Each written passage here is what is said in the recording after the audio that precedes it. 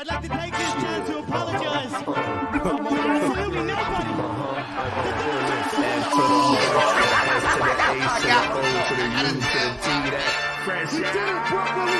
Let's go. World Most Dangerous Podcast. Vivo P's in the building. What's good? What's going bar for bar? Shouts out to the fans, man. That's good. Hondo up in this piece. F to the R to the S to the H to the O to the U to the T. That fresh out. What's up? Where's J Camp hiding at? Hey, What the hell is this little job? We got we got the neighbors and that. You know what up, J Camp? Wherever you What's are. going down, man? What's good? What's good, man? Hey, J Camp's gonna come in here in a minute. Pause. We got Bebo P in the building. What's going down with your Bebo P, man? Ready to get it in as we usually do, people, man. How you feeling, Iceberg? Hey, man, we goody in the building, man. Hold it down tonight, man. You know how it goes down. There you go. Fresh out, man. Saturday night, you know how we do. Every Saturday, man, we kind of go in, give you that murder on the music, man. You know what I'm saying? Mama is in the building tonight. What's good, Mama? Pyre 700's up in here, man. Club Hold it down, up in this too. piece. What's going down? Yeah, new Hey. Conway, West Side Gun. Yeah. We got you, brother. Antoine's in the building. What's goody, man? Day One Club. What's Antoine going down? yelling out, Mama! Probably the same man. way. Mickey J. Fresh out. Man, come on. What's good? Hey, man, we got a dope show, man. We're going to be talking about all the new music that dropped this week. We got some Joey Badass, man. My guy Blxst. Come on, man. Yeah. Nym Lo, Millyz, CurrenSy, man. Salute to CurrenSy, man. Got the album of the week, but you know we're gonna talk about it. Touch 182, Day One Club. Peace. What's going down? Good. Salute. It's heavy in here tonight, man. Salute. J Camp's coming through, man. He's getting his computer going. But Gonna get that computer love. dog, come on. But this is the thing, man. We got a dope situation, man. Hold up, man. Okay, of course, Mama's in here, man. We looking for Miss LB. We looking for everybody in here. But again, Saturday night, you know what goes down, man. Fresh out, man. Follow us on all the little platforms, man. Fresh out hip hop. Right. Salute to Scandalous, man. I think he may come through in the chat. Pause. But we got to get up the show, man. We're gonna be talking about a lot of stuff. But the bigger thing, man, is of course we're gonna talk about the CurrenSy situation. Album's crazy. Jermaine Dupri, CurrenSy. Come on. New Orleans. ATL. Hey, man, this album is crazy. Crazy. But the other situation with this album, man, that we had to kind of talk about first, man, is the graphics, man. Anytime you drop a dope album, man, the first thing you see, man, before you even listen to it, man, is that artwork. Artwork. You know what I'm saying? It's serious. And first of all, hold on, man. JC88, man, up in the building, man. Good. JC88, welcome. Welcome everybody else, too.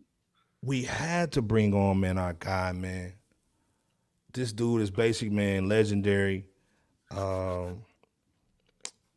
He kind of got the MJ swag, but he got the moves like Kobe, man. You know what I'm saying? So we got to bring on this dude is to me the Kobe MJ of the artwork game, man.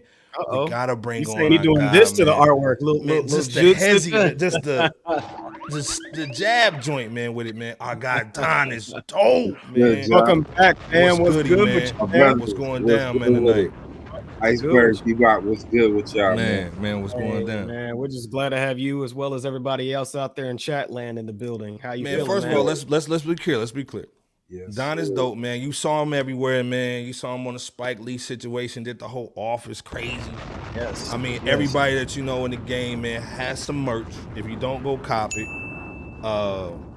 But we had to talk about this album cover that you did. Before we even talk about the album tonight, the album came out Tuesday, CurrenSy's birthday.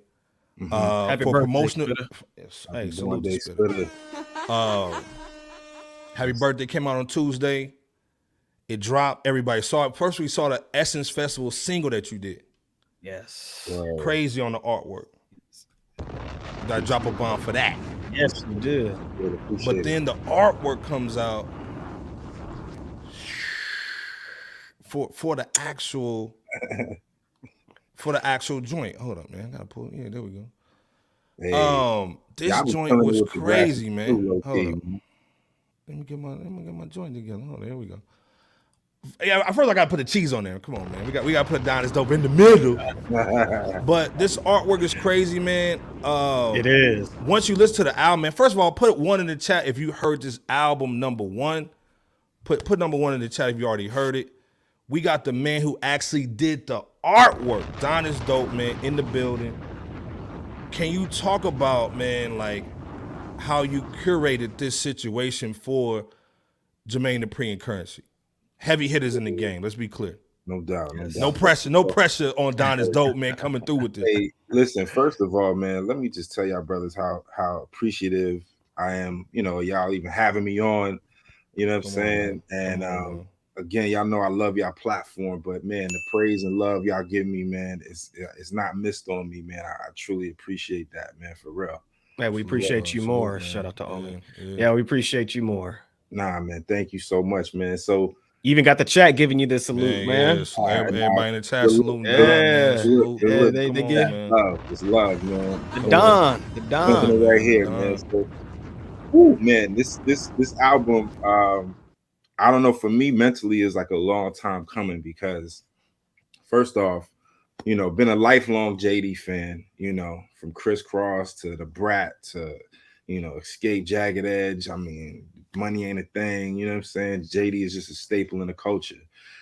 Spitta, top 3 favorite living rappers. That's not hyperbole. That ain't just because, he tapped in creatively. I'm a legit CurrenSy, the hot Spitta fan, since day one, like since he first started, the whole Jet Life imprint. So he'd be pleased to hear you say that real quick because he mentioned why cats don't have him on their top list. So on this album here. So it's funny you mentioned that. So he doesn't be glad to hear you. He does not get the praise that he is due. He don't get the flowers. I feel like he's been in the game over a decade, and still is underrated, but that's a part of what makes him great. I feel like that's a part of, why his core fan base is so loyal to him because they know, how important he is to the culture, right?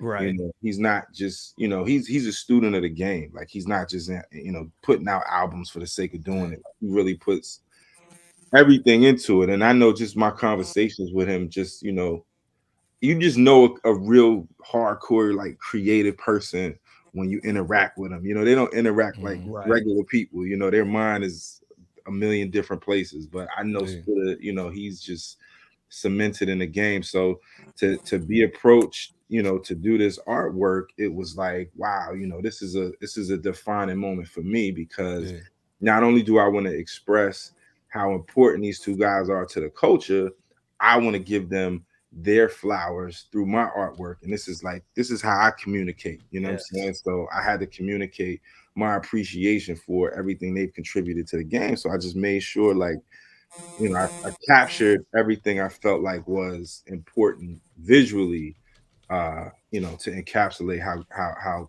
great and important their legacies are. You know what I'm saying? Yeah, absolutely, man. And again, I'm sure that is very appreciated by both legends in the game. Couple questions though, real quick. One, when were you approached by Spitta's team in order to work on this project? And along with that, can you share what made you put some of the items that we see here in the visual? Like what is the meaning behind the visuals and the artwork that you just did so splendidly here for CurrenSy and Jermaine Dupri? Appreciate it. So okay, so when I was approached to do the project, right, I was actually approached by his management to do the graphics for his Rolling Loud set. Okay. I don't know if you tapped into his Rolling Loud set. It's on YouTube. But basically, I kind of did a cumulative reel of all the visuals I've done for him so far. I've done about five videos. My bad. Are you good? Yeah, it's my son's friends calling me for getting It's all good. Life happens, man. It's all love. I did his I did Sonya, what's his joint. Shout out to Sonya. For hold on one second, y'all. No, you good. You good. No, you're good, man. It's all good. Hey, for everybody out there in the chat, we just got J Camp in the building. So salute to that brother, and salute to y'all if y'all have still yet to do so. Hit that like and subscribe button. We have the one and only artiste for the artwork that you're seeing here on the visuals here of CurrenSy and Jermaine Dupri's from Motivational Use Only Volume 1. The one and only Don is dope, you know, just handling some business on his end until he comes back real soon. J Camp, how you feeling, man? You good? Oh, okay, you back? My bad. What we got going on? Hey, man, you know how the kids do, man. Yeah. No, I'm hearing some static. Is that me? Y'all hear me? Y'all hear me all right? I think that's Jay a little bit. Hey Jay, you may have to fix your sound. Your sound's buzzing a little bit. But no, like I said, you basically were going in, Don, about Yeah, just basically. No, you good. You were basically just talking about the cover and just origination. Right. So I did the Rolling Loud joint, and it's basically like a cumulative of all the pieces that I've done for him. And in that conversation, they were like, okay, well, we don't have a cover yet, but we do have single art for Essence Fest. And they sent the joint to me, and I'm just like, no disrespect to JD's team, but I'm like, what the hell is this? Like, what is this Canva, thrown together? Like, come on, man, this is too special a moment for y'all to just be doing anything, right? I'm like, all right, say no more. I'm about to go in. So I did the Essence Fest joint, and all they said was they wanted it to look like a nightlife scene in New Orleans. And I'm like, I'm about to take this completely left. Like, I'm about to do some shit that looked like it could be in like an art show or art or something, and still have all the elements, right? So I did that joint. They loved it. Boom. And then, all right, let me know what you come up with the album cover. And I'm waiting for some tracks. I'm waiting for some feedback, some direction. I got none of that. So I had to just really sit with myself and say, all right, what do I want to say with this cover? So the main two things for me were, it's gotta feel somehow nostalgic, but it's also gotta feel current and almost like futuristic. You know what I'm saying? Almost like like to represent past and present, right? There you go. Nice. And, so I had to really just go in my bag and like make it, like just have a retro feel, because so the origins of their collab is, Spitter was inspired by the Cribs episode that Jermaine Dupri did, where he goes in the garage and he's like, you ain't a big dog unless you got, the Bentley Continental in your garage, And this is back in like 99, 2000, whenever that was. And that's good. I was like, I know I gotta put the Bentley in there, right? I know I gotta put that in there, but I also gotta like put what represents them, surrounding all of that, and like just tell a story. So I made sure the Bentley was in there, had to put one of Spitter's lowriders in there, and those are all like their vehicles, right? You know what I'm saying? Yeah. And then, the Jet Life store is in there. And then I was like, yo, I got it. Like, they have like, there's quotables like in their catalog. So I had to put, y'all know what this is, the JD tagline. I got the jet that says So Jets on it. And again, this is before I heard any of the songs, right? But I knew they were gonna have high energy, because I felt like JD almost had like a chip on his shoulder almost. You know what I'm saying? Like, no, you can feel it. You can feel it. You definitely feel it. When he threw on a high top fade and got busy on the the what's the name joint, the Never Enough joint that they did. Oh yeah, with him on it, with JD on there. With him. Yep. Darren Harris is saying that's his favorite record. Said that, Yeah, that's his favorite. Absolutely. So I just knew it was going to be a moment, but more than anything, I knew I had to do something that people would just, it was going to make people stop. Like if you seen that joint out somewhere, if you was walking somewhere and you stopped and saw, you would have to analyze it, right? Because it basically tells a story of two guys from two different places with equal impact on this culture, you know. And there's even like there's a little section where there's like girls screaming and like, you know, with their iPhones out. And these dudes are timeless, bro. Like Spitter and JD, like they're ageless almost. Yeah. Like they're like, you know, just staples in the game. And not everybody can do that. And I feel like, you know, guys like CurrenSy and Jermaine Dupri, you know, they're legends that we gotta give their flowers, you know. We got to give them all their flowers. So again, this was my way of being able to give them their flowers and give something that had energy and told a story and, you know, was just on brand with, you know, what they do, even though it's something that's like never been seen before. Yeah, absolutely, man.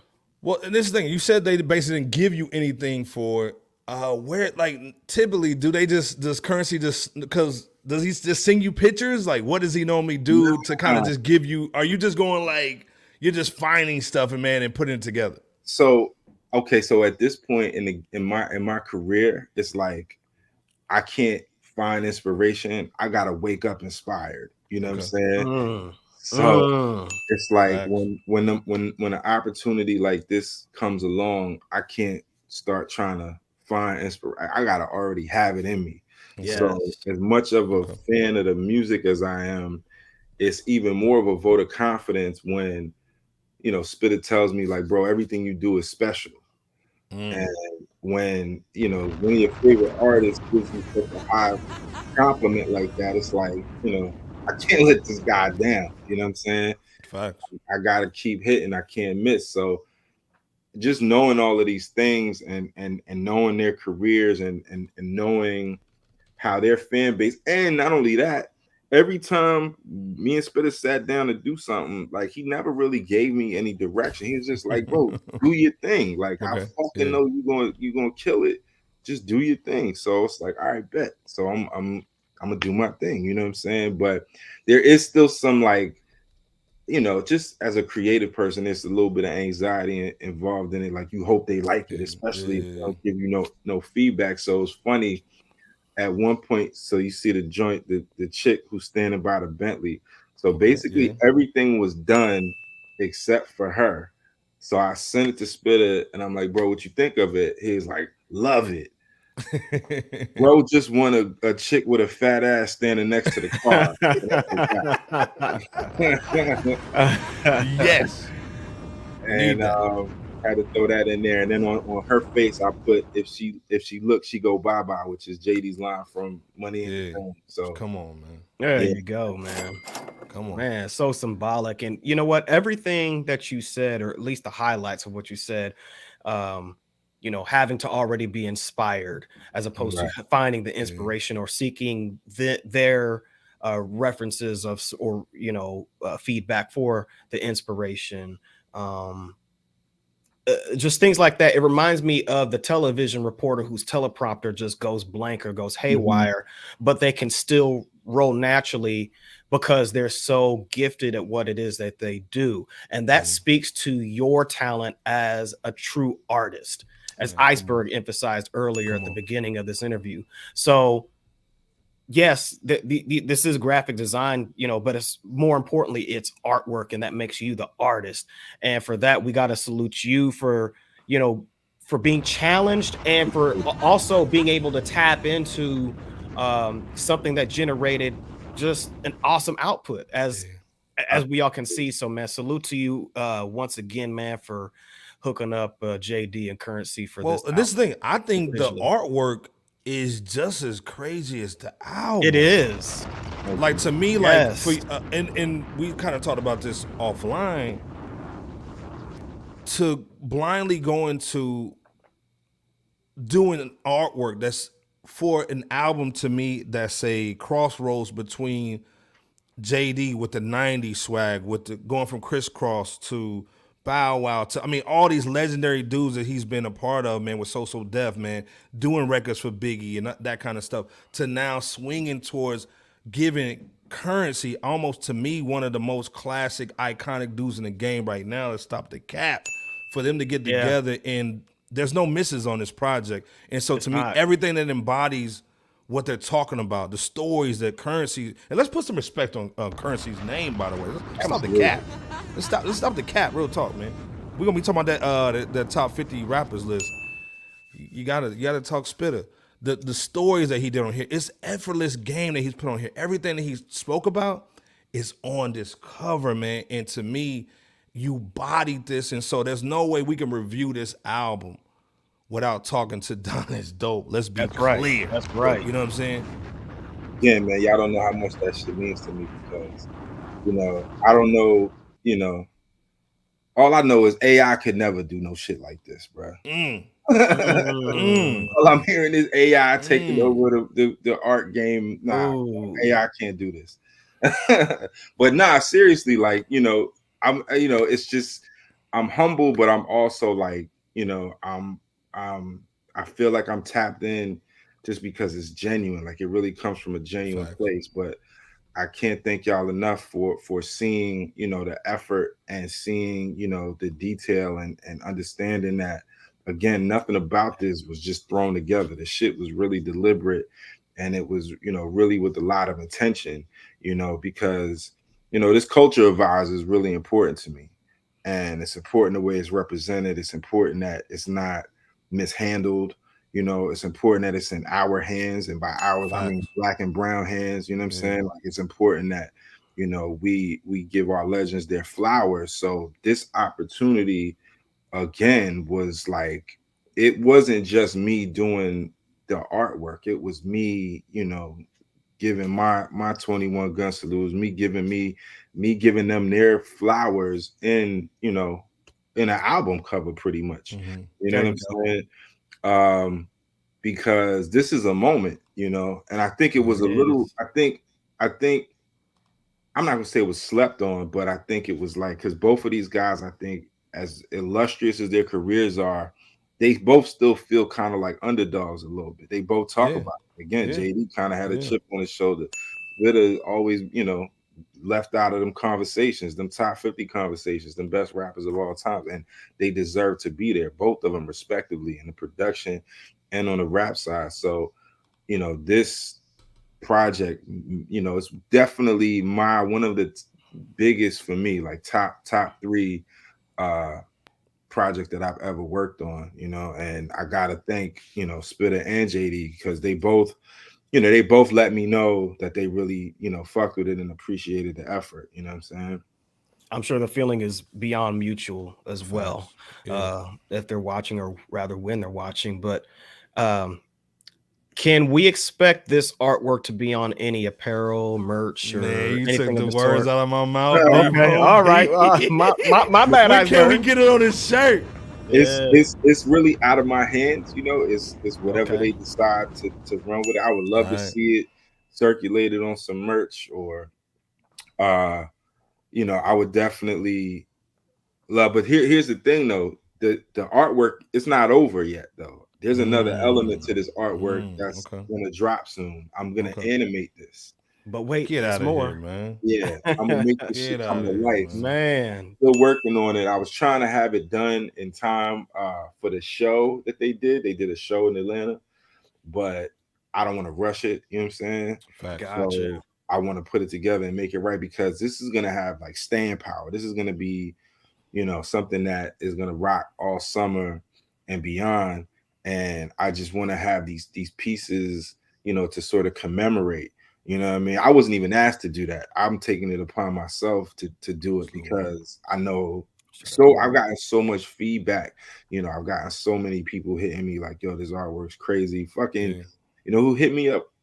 Quincy Jones' son, QD3, hit me about this. Come on, wow. Salute. And he gave me a nod or whatever, and that meant a lot. I'm a huge Quincy Jones fan, huge fan of QD3 too, and his contributions to hip hop. He's done all day in the game.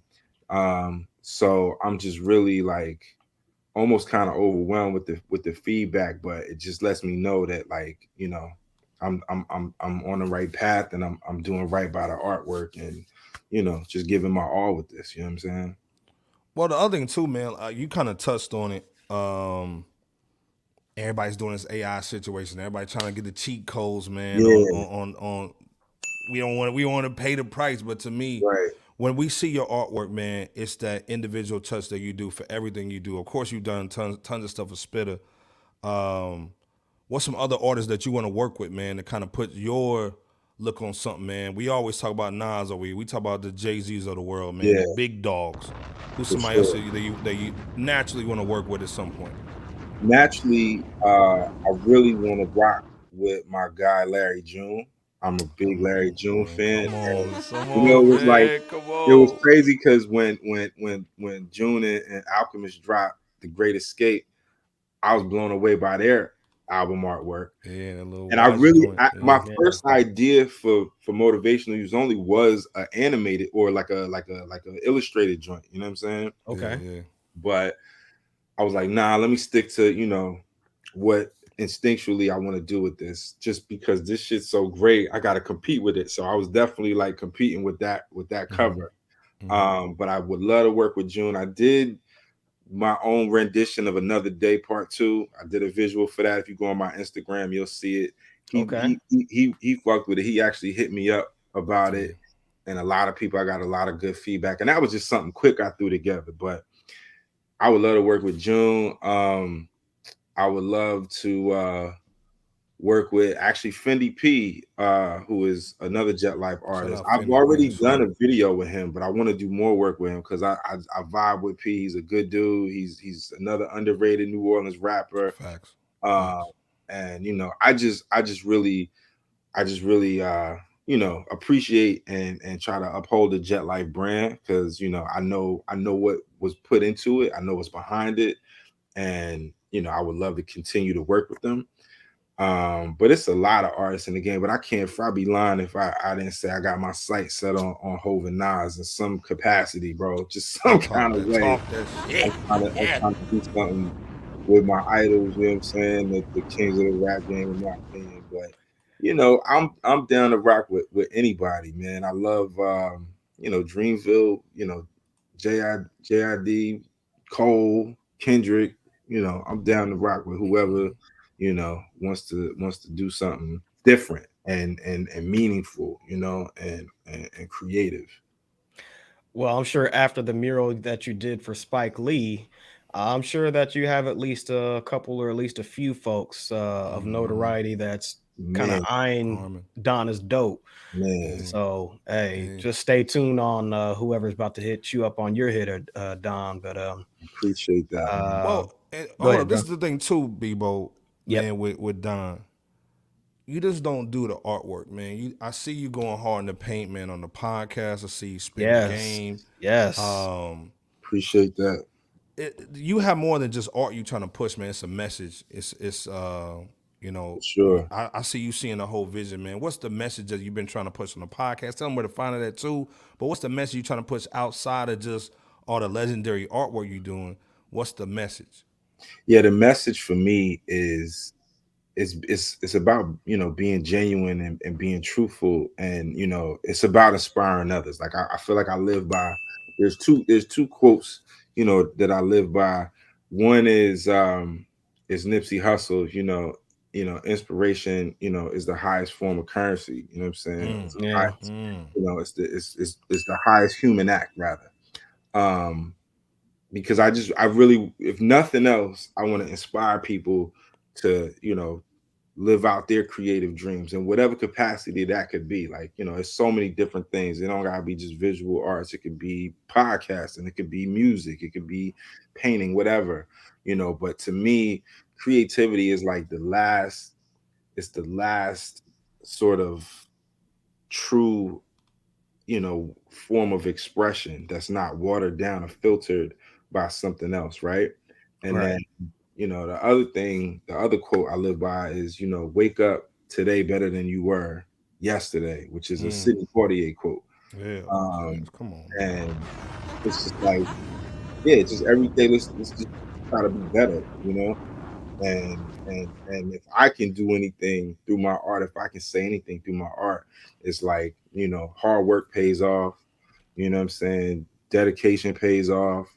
My brand, the dope ones, it means, you know, the dedication only produces exceptional ones. So Let's go. when you dedicate yourself to something and you have a genuine love for what you do, and you know, good intentions behind it, it's going to manifest itself, you know, in one way or another, right? So that's really my message behind everything that I do. Any platform I get on, my podcast, it's Corners of the Culture with my guys, Kenny Caraway and Damian Barlin out here in Sacramento. We do hip hop Salute to them.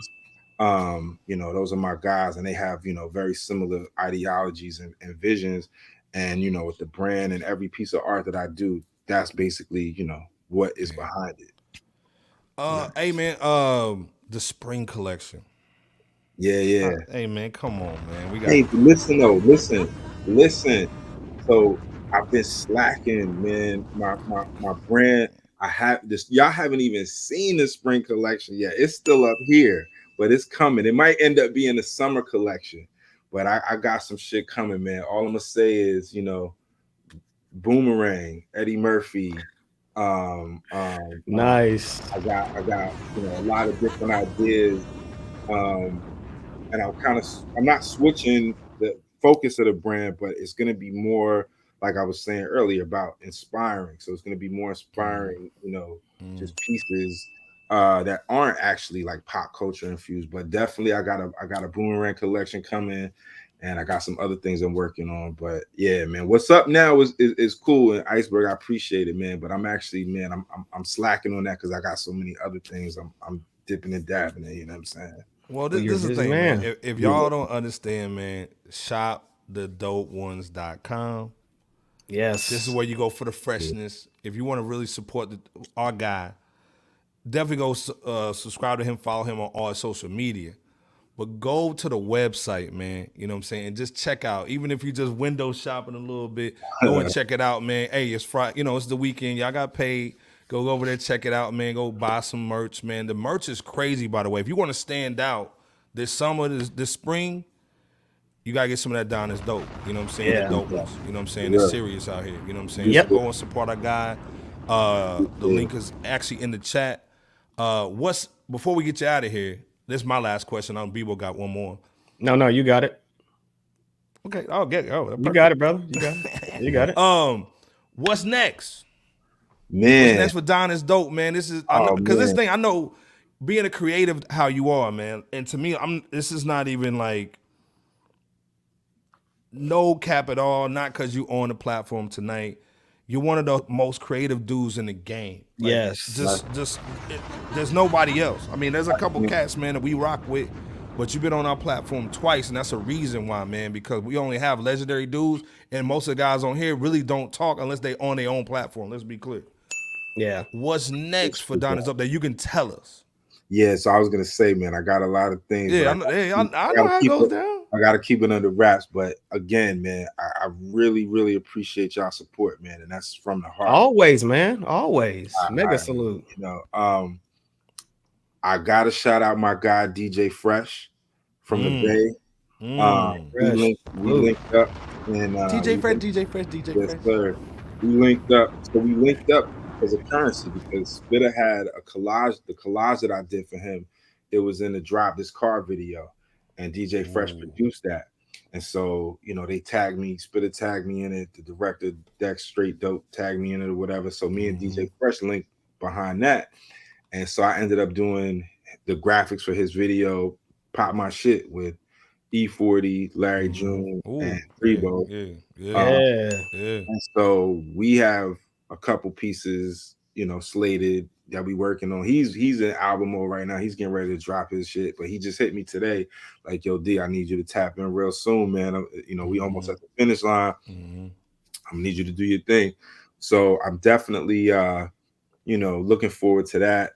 I got a couple things, man. I wish I could speak on them. One other thing, though, that I mentioned to y'all before when I was on the show, I got one of my probably craziest, most ambitious visuals that I've ever done. It's hopefully, I'm hoping that it's dropping. There's a lot of controversy around the whole situation right now, but I did a video for Consequence.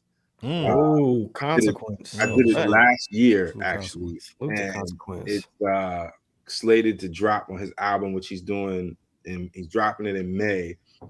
You know, he's another guy, like, you know, legend in the game, unsung, Tribe, Kanye, Yeah. and he just did Vlad. He just did a Vlad TV interview. He's talking about the album, or whatever. But the video we did is crazy. It's basically like it's his whole life. It's his whole life in one video. Okay. And I've never done anything like it before. I mean, he did green screen stuff, and I did my thing behind it. So I'm really, really excited about it. I hope it drops. I hope, you know, because it's some, you know, he gets a little you know, some hot takes on this in the song and shit, you know what I mean? It's some, you know, but it's a really creative endeavor, and salute to Cons for tapping me for that. So hopefully that'll be out in the summer. And yeah, I got a bunch of stuff, man. Like I said, I wish I could speak on it, but I got them NDAs, so I can't really touch on it. You know, I did one more thing. I did do a piece for Spike. I just did a shirt for him. You can copy Spike Lee in the building. Yes, definitely. Spike Lee. Shout out to my family at 40 Acres. Much love to everybody over there. But yeah, man, got a lot going on. Well, this is the thing, and it's not even the question. People gonna end it off. But every time we talk about Adidas, I think about you. You know what I'm saying? If they just had Donna's Dope over there. Yeah. Man. If they just had Donna's Dope. Let me tell you. So I'm actually, Iceberg is crazy. I'm working right now with a sneaker company right now. I can't say who. And I'm not going to pump it up like I'm about to put a shoe out or nothing, but I'm trying. I'm trying to do something different, some different shit. I'm still working, but that is an ambition. That is a goal of mine, to do something with, you know, a footwear company. Because that was before all this. I used to want to make sneakers. I used to want to design sneakers. So if I could get my foot in the door, any sneaker company, you know what I'm saying? Like, I got sketches, I got design. I already know the situation, man. Come on, man. But I'm working with a company now that I can't really talk too much about, but hopefully something will manifest. But yeah, man. Yeah. It's awesome. This thing, when I saw the CurrenSy situation, I was like, okay, I'm waiting for the Donna's Dope cover. But the thing of it is, too, again, before we just get you out of here, man, we just had to bring you on to give you your flowers. To me, man, like, it's almost like in no hype, man. You the Hype Williams right now, man, of the artwork. You know what I'm saying? Like the way Hype Williams made the visuals, man. That made great analogy, I just take it to another level. You know what I'm saying? To me, your artwork is on Hype Williams level, and to me, that's why I see it just spanning, because it represents the industry right now. It represents the culture. There's nobody else touching your artwork. Pause. You know what I'm saying?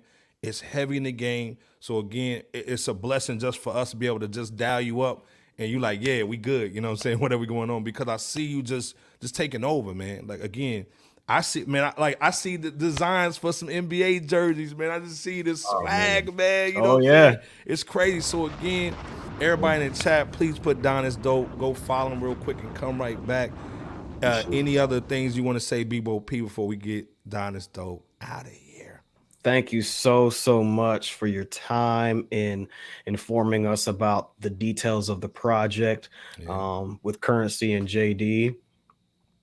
Thank you just for pouring into any and everything that you do, whether it's a smooth thing to take care of or something that's challenging. Thank you for still pouring you into whatever it is that you do. And definitely come back again soon, brother. You know, because you're not a visitor anymore. Yeah, you know what I'm saying? You can watch This Is Now and all that. Yeah. At this point, man, we family. But again, my brothers, Bebo, Iceberg, I appreciate y'all so much for the love and support. And Hey, they're complimenting you on your pieces.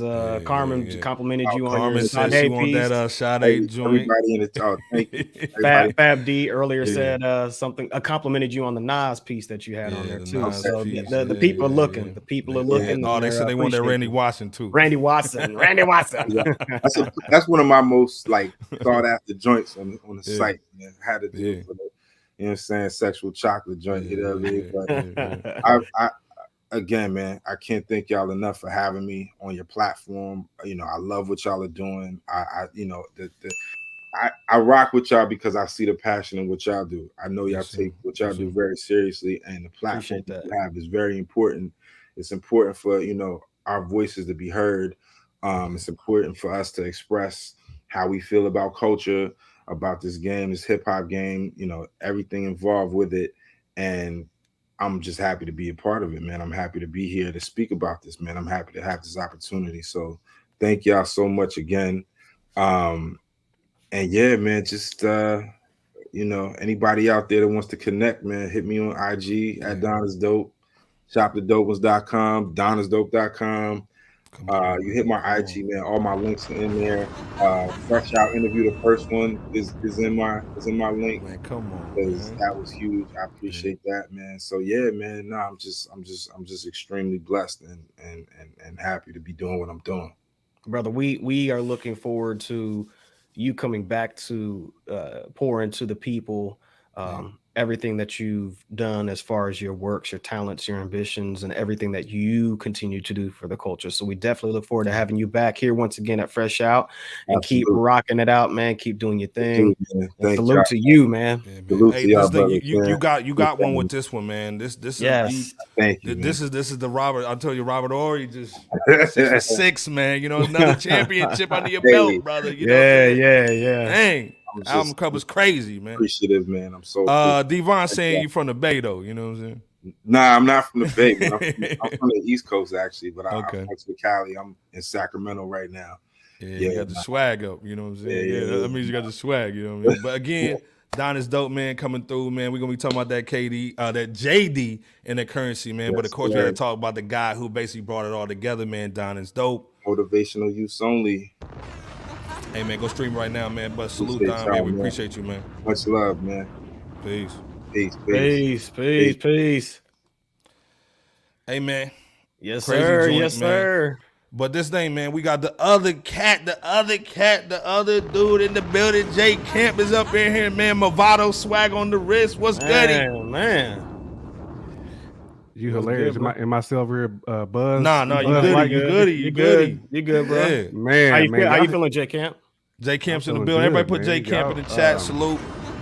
Y'all held it down, man. I mean, Don is dope. He is dope for a reason.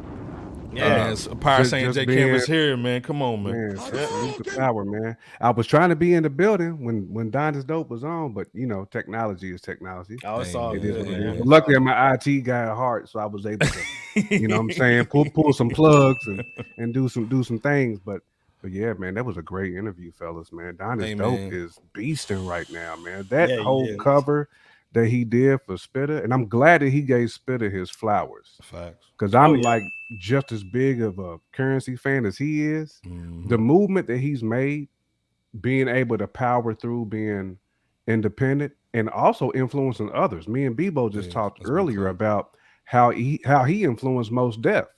Yeah. Mos Def was standing last year on CurrenSy's live because CurrenSy is continuing to influence OGs, man. But great interview, fellas, man. JC got the buzz for real.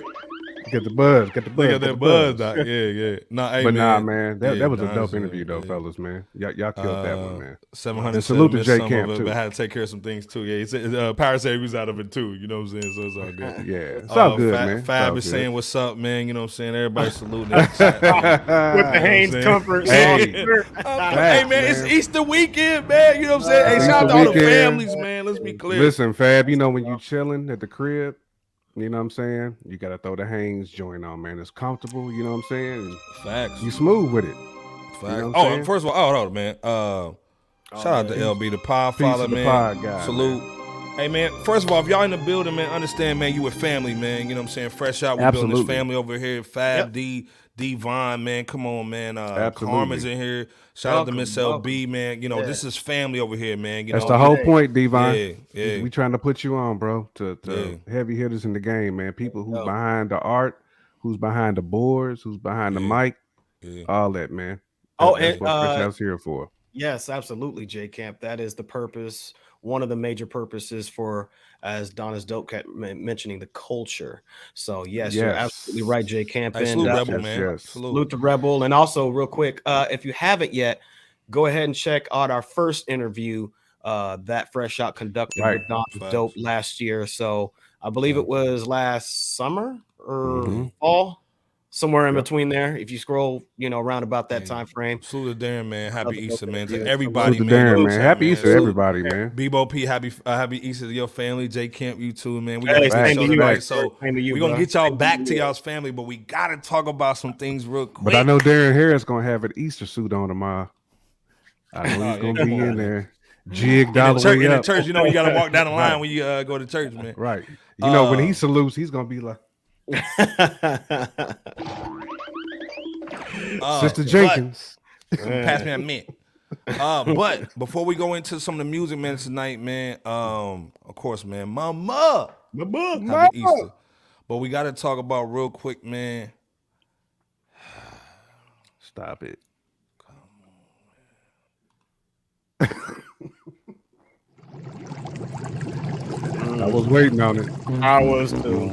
Waiting on it, a hot tub. Sus Diddy trying to get into the hot tub, man. You know what I'm saying? First of all, salute the Sus, man. You know what I'm saying? He held it down. But there was a rumor going around. Oh, not that rumor. It was about him actually paying Sting $5,000 a day for the "I'll Be Missing You" sample for the Biggie joint, when he passed away. Actually, we talked to Nassim Myrick, the guy who produced that record. Check out that interview too. But this is when the rumor started. Let me play this for y'all real quick. Is it true that Diddy has to pay you $2,000 a day because he didn't? First of all, what is he on in that pic though? Is it true? Is it true that Diddy has to pay you $2,000 a day because he didn't ask permission to sample every breath you take? Yeah. Wow. For the rest of his life. Wow. No, that's a lie. No, I read that before. That's not true, is it? But did he ask you for permission? Yes, he did. After the fact? Yes, he did. Yeah. It was after. We're very good friends now. I'm sure they are friends after Sting was on his gangster. He was on his gangster. So let's be clear. Now we know for a fact because we talked to Nassim Myrick. First of all, he don't talk to nobody. He talked to Fresh Out though. Right. Let's be clear. That we know that this sample didn't get cleared. We know this. And let's be clear, for all the fans out there, y'all know for a fact because we got the best chat in the world. Absolutely. Who wrote the lyrics for Diddy? J Camp Bebo P.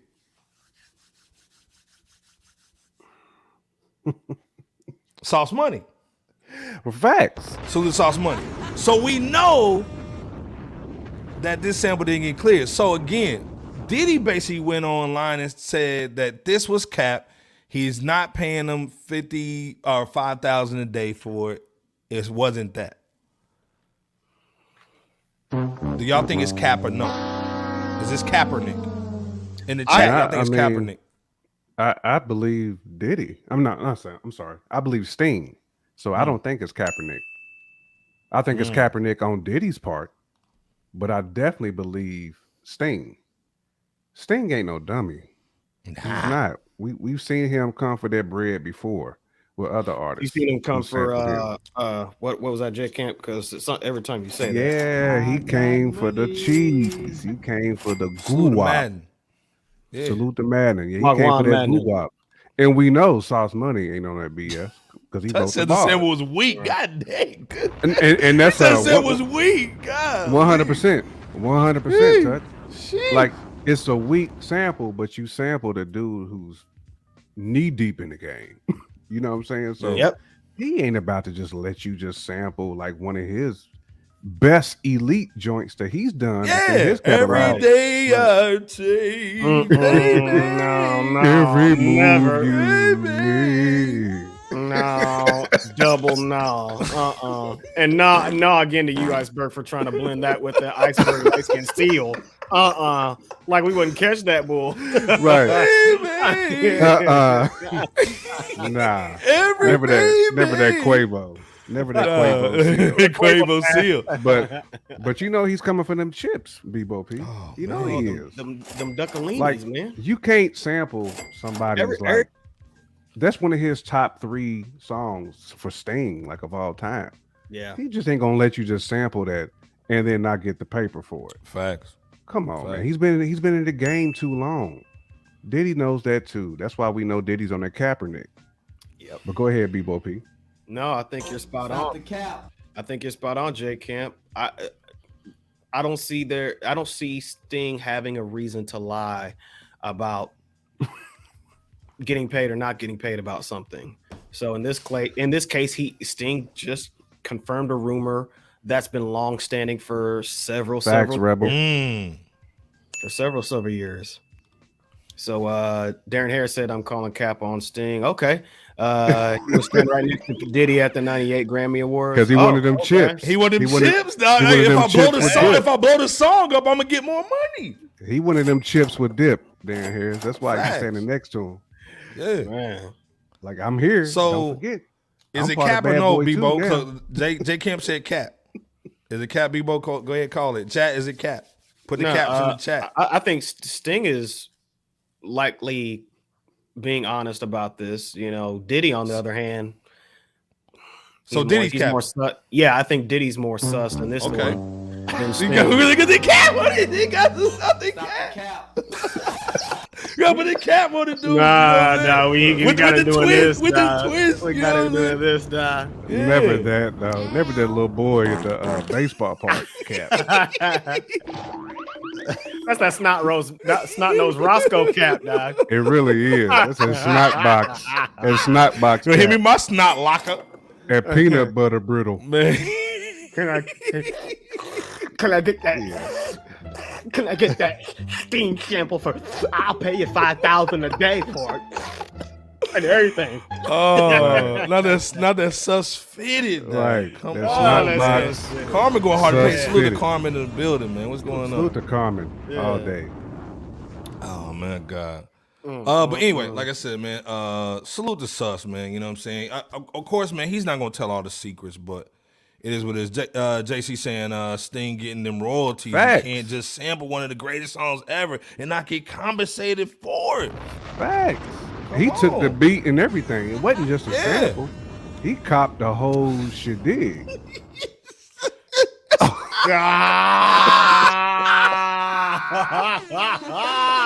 Come on, man. Hold on, man. Dick in the building, man. Start that joint, man. Yeah. Start that joint right there, bro. Somebody need to screen. Let me go ahead and screenshot them you digs right now. Yeah. I got that screenshotted. It might be on my profile. Diddy came up from sampling it. It's only a matter of time. Facts, man. Man, yeah. Well, this is the thing, too. That's why we got J Camp in the building, Bebo P in the building. Yes. Don is dope. It was just in the building. Legendary night tonight, man. Let's be clear. Easter weekend. Y'all rocking with the best. Yes. Fab's in here too. Like a DJ for real. Everybody's in the building. Fab saying, Bebo, Diddy was capping, trying to make it sound like he's paying more. I believe Sting, he made no effort to flip the sample. Bro, say that. Oh my say that, God. Man. Say that. He made no effort to flip that. Fact. He took the whole entire your digs. He took the whole entire your dig, dog. Not a your dig. Whole your digs. God man. Bless, man. Yeah. Okay. He took the whole joint. So we know he's capping. Got another capper tonight, real quick. It's Kaepernick night. You know what I'm saying? Man, got the jersey on? Everything? Man, jersey. We got to talk about our guy, Jim Jones, Harlem. You know what I'm saying? In the building. Okay. With them thin legs. Dog. The chicken drummy legs. Chick drum. Come on, man. Hey man, chicken drummy though. The chicken drummies. Yeah, man. First of all, salute to Jim Jones, man. Dipset in the building. Man. We Get talked your about leg him on workout Wednesday. up, though, bro. He wants to go back in for that Madison Square Garden versus with the locks, though. You're gonna get bodied too. Go ahead. Again. Shots are gonna be fired up in that joint. But salute to Jim. Yeah, salute. But he has some tough talk for our guy, Pusha T. Salute to Pusha T. Salute to Pusha, man. You know what I'm saying? Salute All to day, Push. man. Virginia, King man. Push. Absolutely. Ain't nothing to do but push. Right. Ugh. But That's right.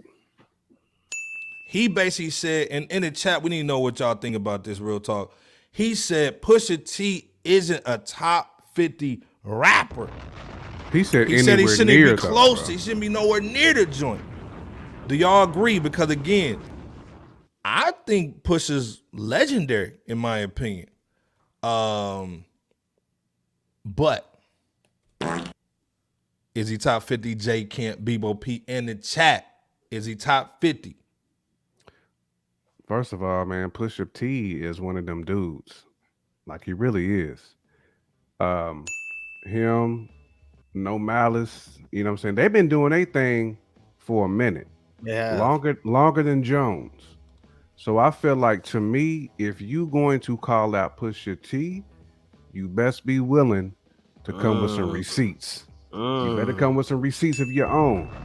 Because Jim, while we respect his swag, you not even close to Pusha T. So let's be all way real. Hold on. Hot dang, Dick Camp Watson. Negro I'm just Dick Camp. saying. Hold I'm not saying he's bubble gum on the bottom of a Timberland boot. Hot But he dang, ain't- G he ain't Camp close. Negro Watson. He ain't Damn, close J to Pusha Camp, T. you going all in tonight with the comfort tee on. Goddamn, we going really in. You going to Man, shoot so- shots. Show is now. Because if you remember, Cam and them had to get his bar game weight up. Damn. Uh-oh. You know what I'm Oh saying? my They God. they had to give him some Fisher Price. Oh, okay. Fat B said just they had to be off like, a capo. Dang. okay, Jim, this is how you go bar for bar. This is how you stay in the pocket. They had to actually coach him to be in the pocket. Pusha T been that dude for a long time. Come on, Jim, man. Stop the cap with that. Devon said he ain't Stop the cap. 200 though. You're not He 300. ain't 200. You're not 300, bro. Dang. I mean, Salute, fam. I'll put you Salute for above DMP, like I Silk know. the Shocker. I'll put you above guys like that. Oh, wow. But stop the cap, Jim. Rebel legit said he has Pusha T playlist Stop. with about 200 songs. Like, That's what's up you with don't it. even like hold your own on like the Dipset joints. Like, to me, you should have been the one of them dudes when y'all was going against Locks. You should have had one of them things for LOX, but you couldn't hold your part. And for them things, Hold we're on. not referring to violence. We're You talking couldn't about Hold on. When did Miss LB get up in here? Salute Uh-oh, to Miss LB in the Iceberg's building. work wife Salute. flipping in the house late. Yeah, you're trying to tip in the house. Tipping in the next room. But Devon said it perfectly, man. This is all cap. Like, bro, Salute, Miss LB. Yeah, salute. to we myself. might say you 200, and that's being nice. That's being nice. Bebo, what you thinking about this That's though? being nice. Is push. Let's be clear. Hold up. Let's be clear. Virginia grinding. I mean, clips. But the work that he's done in this decade, man. Well, when I say decade, I'm going back to like 2015-ish. I know we like early in the 2020s, but if you go back to like the mid 2010s, Pusha T been putting that work in. Like he's nice, man. Like, I mean, and he's still relatively in his prime. But Fact. to me, he's top 50 today. Like, I mean, I think he's done enough to garner that respect. Jim Jones, on the other hand, you sound like an old dude trying to rap. I mean, I'm just throwing that out there. But go ahead, Bebo P. Well, like Bebo, is he top 50? Well, I'll start off by saying that there's a heavy resume when it comes to Pusha T, slash the clips. Put some respect on his name a little bit. Absolutely, yeah, JC. yeah. And There's some dudes that deserve the spot. what over did him, but JC he's say close. there, brother? What did he say there, J Cam? He said, JC? I will put some guys over Push when it comes to Push, Okay. but not saying he doesn't deserve a spot. Facts. But there are some other guys I will put in the top 50 before him, though. Right. Facts. I agree completely with that. But you can definitely make the argument that he's top 50. Like, I wouldn't just say somebody is just cocaine is a hell of a drug talk. You know what I'm saying? That they said that. Because, I mean, Push is nice, man. And his career has been worthy of top 50. But there's Speaking of definitely worthy, guys though, that hold will up, put man. over him. Nino Bays. Nino Bays. Building What's before poppin', you go bruh? in, Bebo P. Nino What's going Bays, on? man. What's good, bro? He's saying that if what rap it is do? 50 years old, it's conceivable that Pusha shouldn't be in the top 50, more like top 100. And that's fine. And that's completely fine. But this guy, Jim Jones, said nowhere near the top 50. As if he's in the top 50. Great point there. Great point. You know So, what I'm Bebo, saying? do Like- you agree, though? So, if he's not top 50, where is he? Bebo P. Definitely top 100 without a question. Top Absolutely. 100 up in this piece. You could top 75. Top 50 of all time. I would say no, and that's no disrespect to Pusha T, simply because there are so many legends within this space that we call Absolutely. hip hop Facts. that I personally wouldn't. In fact, we didn't. I don't think we had him. Fresh Out had him in the top 50, but again, that's because He's still in his prime, though. He's still in his prime, yes. That's But that almost doesn't crazy, edge Rebel. out everybody else. Like your Roxanne Shantae's Nino and was your good. Happy Easter. Melly Mel's and so forth. Absolutely. And many others, because again, there's so many other I agree, legends JC. that are in front of Pusha T. But when it comes to that latter 50, oh yeah, Pusha T's technically there. I will say at the same time, I will not be mad if somebody has Pusha T in their top 50 because he's been putting in that work. And he's one of the hottest in the game to this date when it comes In this era of rap. in this era. He definitely had arguably one of the best rap albums of 2022. He And did. every time he drops, he just blazes. He Regardless did. of how long he dropped, how long between albums he's dropped. Darren Harris said Daytona and Hell Hath No Fury. My Name Is My Name was arguably top rap album of 2013. Can't be mad at that. I can't be mad at that. That's why I said, like, you can make an argument for Pusha T being top 50. You can, absolutely you can. Just like what Nino said, rap is 50 years in age. But that's why I said Pusha T is still in his prime. He can easily knock some of them cats out of the top 50. He can. He's still doing his thing. Yeah. All it takes is for him to keep his pen sharp and to keep rocking, and he's good. He still needs that classic album. To me, he hasn't dropped yet. I don't think I think he can make it though. I think he can make it though. Yeah, He's he can not make far it. off. Oh, he can definitely make it. And let's be clear. Let's hold up. Let me turn the music off for this. The last time he dropped, it was damn near It's perfect. You had bananas. Pharrell and Ye. It was bananas. It was definitely bananas. Pusha T in his bag, bro. It's almost dry to me. I keep on almost forgetting the album, man, because there was so many dope albums last year. That was almost a classic album. I mean, instant classic, not necessarily like a Biggie. And let's be but to clear me, too, Iceberg. He put that a was battle top scar 50 on bars on that album. He put a battle scar on Drake. He put a battle scar on him. Facts. And this dude allegedly is top of the food chain. And She Pusha said T almost dropped was mid. Hey man, hey. I can see. Woo. What was Daytona Iceberg? To me, Daytona was classic too. I mean, to me, Daytona was new classic. Let's be clear. There's levels to the game. You know what I'm saying? But this is LeBron classic. You know, to me, Daytona was. You know what I'm saying? There's MJs and all that, but to me, this is a LeBron classic. To me, again, Daytona was dope. it was dope. Let's be clear. Stop the cap, man. Miss LB saying Jim just made an album and nobody. Oh, Miss Miss LB is LB. taking that dagger. Don't and then do us like twisted that it. because But we you know- did talk about it briefly, but we did Salute, talk Rebel. about we did review the album, and Brief.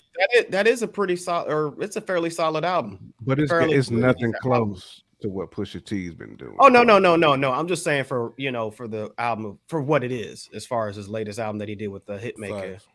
Antoine Yeah. 1486 Oh, my said, fault. I'm sorry, my there, guy. There you go. Oh, my bad. Daytona's dope, He bro. said it's almost dry was and Daytona was great. Yeah. Oh yeah. Yeah, I Okay. mean, you Okay. can definitely argue that Well, Betty Almost said- Dry is mid. It did have it sonically. I thought Almost Dry was good though. Sonically, I'm talking about like production, Okay. like Nino just Bay said flow. this was It Daytona. wasn't as good as Daytona though. Not saying that, but Almost Dry. Nino did saying have good flow. Daytona was classic. He He said said most- most. He said most would say that. He said Most would say it. that. Okay, so Yeah. so Most Nino would say that though. First of all, Oh, yeah. Nino, LA producer. Let's be clear. Would. Everybody go follow Nino Beige on IG. But Nino is Pusha top 50. I didn't see. You didn't say. Well, he said was he or said not. top 100. He said He top said okay, 100. top 100. Okay, all right. Yeah, that's what okay, Nino said. Okay, I see. Madden saying it was almost dry. God Look damn. at Madden with that That go Hadouken. hard. Dang. So with that said, before we move on forward, you fellas as well as you out there in the I chat, thought it was good too, Fab. let us know. Do you guys think that his upcoming project with DJ Drama is going to be a flamer, or is it going to be a dud? Man, What do y'all Iceberg think put out the there? proof on that. What do y'all I think it it's might gonna be? I think it might be Flames though. Iceberg. B.O.P. Man, to me, I think it's just what Don is dope was saying on the CurrenSy and JD. I think he got a chip on his shoulder, man. Real talk. So I wouldn't bet against him. I feel I'll like tell you that Push right is now. always rap like he got a chip on his shoulder. That's Nino, just send me us that personally. list, man. Tag us in that list, man, on IG, man, when you put it up. Definitely looking Real forward talk. to your top 50 real list. talk. Yeah, Let's- definitely looking forward to that, Nino. Okay, this is the thing. Y'all went in on it's shout out to Jim Jones, man, skinny leg boo. Yeah, I mean, chicken drummy legs. Chicken drummy leg. Get the Chicken t-shirt. We drummy. don't make one of those. But this is the thing. Get your leg workout up. Salute to Jim Jones. We had the conversation And about Pusha T top 50. Somebody came out with a song this week. We talked about it. I ain't gonna play it because I want to get copyrighted. But is he top 50? And I'm talking about our guy, or maybe J Camp's guy, Drizzy Drake. Is he top 50, dog? In the chat, let us know. Top 50. First of all, he drops his song, man. Puts the actual Kim Kardashian situation in Little where she talking about her divorce, Oh, the vocal. Yeah. the vocal joint. Kind of a low shot to Ye. What's your thoughts on the record? It's called Search and Rescue. I got a couple questions. Number one, I J was Camp just Bebo about P. to say do that. Number one, what's the song in your opinion? Then the other thing is Drake top 50? Number two, has he lost it all? Like remember when like Mike when he took the shoes off, he came back to a little kid. You know what I'm saying? Could you repeat your questions, brother? Shazam with no powers, basically. What Yeah, is. he's Shazam with no He- powers. he's, Bill, man. he's Billy. Billy, So- little Billy. Lil Billy. So basically, has Drake turned back into Lil Billy? Has he lost that Midas touch that he had? Has he officially fell off? In the chat, Bebo PJ Camp. Has he fell off? Is this song actually mid? And then is he top 50? Man, the song is definitely mid. Like Madden said, it was always dry. The record is trash, bro. Like, there's only so much singing I can take. You know what I'm saying? Like, when I was growing up, if you singing, you trying to get the yams. That's how. Go ahead and that's how sing it, was for Iceberg. me. Sing it. Can I get to the Thank you, son. You know what I'm saying? You just Hold wasn't on. I gotta bring out a light-skinned Aubrey Seal for this one. I can't believe you guys are talking about me like this. This doesn't make any sense. I'm legendary. Look at my track list. If you're talking about Pusha T, look at me. Look at my curls. Look at my hair. Pusher. I have a hairline.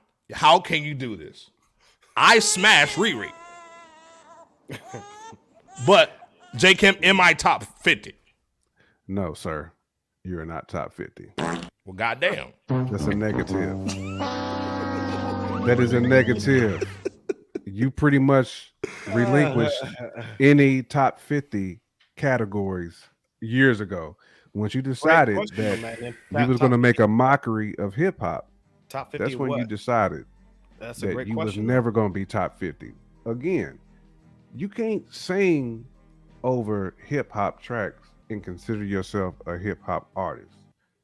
I'm like, bro, like this whole track, The Search and Rescue, you singing over the whole joint. Like I was confused. I was like, am I listening to hip hop or am I listening to something else? Or is this like new age? I don't know, pop. It's like pop rap. It's basically Nino what it is. saying Drake's a pop star, man. That's basically what it is. Yeah. He's a pop star, but you're not an MC. Like he gave up that MC label a long time ago. And I'm not saying that Drake can't rap or that he can't be an MC. He clearly can. He's proven it in the past. But he can't do it now. Absolutely. Cardinal Salute to official. Man, the Cardinal in the paint, official. going hard in the paint. And salute to Canada, Toronto all day, man. Cardinal official all day over Drake. Yes. It's not even Jesus, close. I gotta Come on. star that one. God Come damn. on. Star that joint. Antoine saying it's hard for me to gauge Drake standing in the game. I've been thought he was trash, but he still seems to have a strong following. He has a strong following, Antoine, but I think if we judging him on top 50, as in a top 50 MC of all time, I think that MC means something. The MC carries weight. He has not been MCing for years. He has not. It's been a long time. He's making TikTok music. Like you cannot be an MC making TikTok music. Well, he said he refuses to do a full hip hop album ever. Then you don't want to be an MC. Like, and that's fine. That's perfectly fine. I'm not mad at what Drake is doing today. I'm just saying don't put this dude in the rap category because that's not what he's doing. Nino said it best. He's pop. Put him in the pop. He's in with Beyonce and with Riri. That's what he's doing. Put him in that category. Fab saying right now, I'm going to defend Drake. Cocaine's a hell of a drug. He's got good hip hop songs, but not the body of work. He just swerves into different lanes. Fab, Drake has not made a great hip hop album in a long time. Right. A long time. And MC absolutely means something. Facts. It man. means something. Salute Oli in the building too. Salute man. to Oli all day. It's going down. We need that music still too. Bebo P though. What do you think about this song? And is Drake a top 50 rapper? I'm gonna address all your questions. So has he lost his touch? He's been lost his touch. He lost his touch a while ago. Like a few to several albums ago, or projects ago. Is he a top 50 artist? Not of all time by far. Maybe a top 50 pop artist, or something along those lines. But can I get to the Yale? Yeah. Miss LB said he's disqualified. I agree with that. Damn. Man. Hey. Damn. Oh yeah, with the Ghost Rider. Oh yeah, with shout out to Quentin Miller. Man. With that one leg, Doc. Oh man. Hey. Is the song mid? I think was your third question, or one of your three questions. I think it's below mid, bro. For first Drake single, per usual these days, I think it fails to serve as attention grabbing as it needs to be, given that it's that this song's producer 40. There was like 5 producers on this track, by the way, too. That makes it even worse. You know what I'm saying? 40, and then 4 other producers. It just makes this track even worse than initially hearing it. I assume that's Kim Kardashian on that graphic. They're rocking the motorcycle helmet on the singles graphics, along with her, you know, her and her mom on that skit, that vocal skit. I mean, he's obviously aiming for Ye West, you know what I'm saying? But he's, you know, Drake is still out of pocket for doing that. But is it going to make any noise? I don't think so, because it's currently not, and Ye's currently quiet about the situation. As far as the sonics of this track, Kim just doesn't fit the narrative of this song when Drake sings about needing someone that's not going to take his money from him. That's the whole point. Ask Ye West about that. And that's my point, Bebo P. Like, you made a great point saying it. Like, man, I mean, it doesn't hit home, bro. Go ahead, finish it. No, you're right. It doesn't even hit home. It doesn't even hit from afar. But yeah, ask Ye, because you know he knows about that getting taken from him from Kim. Got money. Said he wasn't looking for a chick that he was looking for a chick that, you know, maybe isn't as famous as him, which Kim Kardashian obviously is, somewhere around about there. Stop the cap. And she sure ain't taking him to no trap, no kind of trap. So Drake is just basically using Kim K in order to piss off and troll Ye at this point. And it's pretty disrespectful.